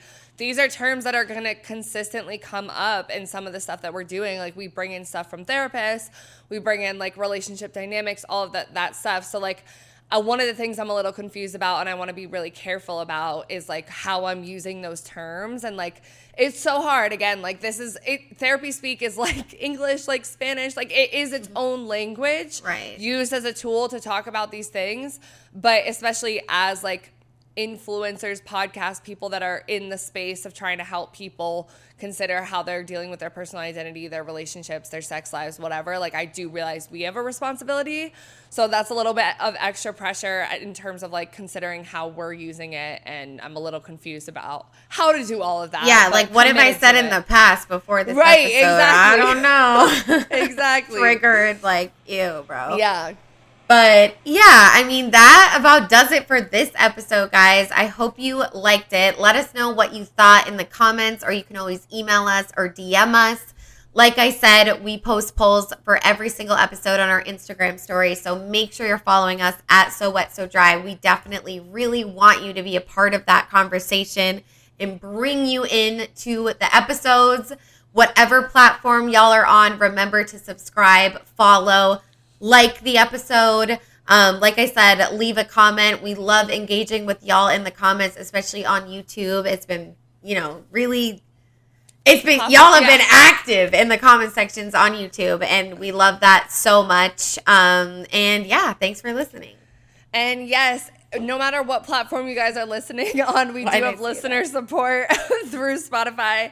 It's 99 cents, $4.99, or $9.99 a month. And it is in the bottom of the description of every single episode, no matter what platform you guys are listening. It really helps us. Right now, we're not making any fucking money. We do this because we love it.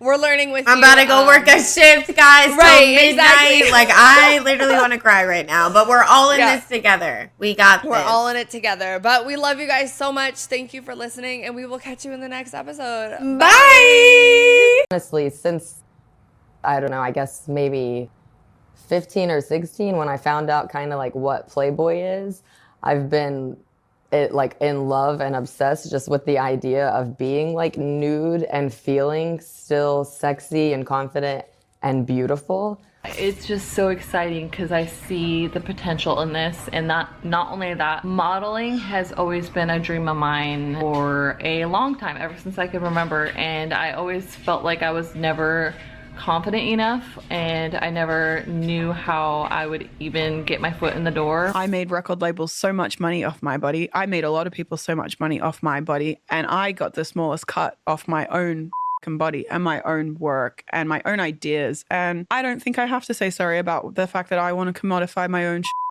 It's been commodified, and I wasn't even the main benefactor of it, so this.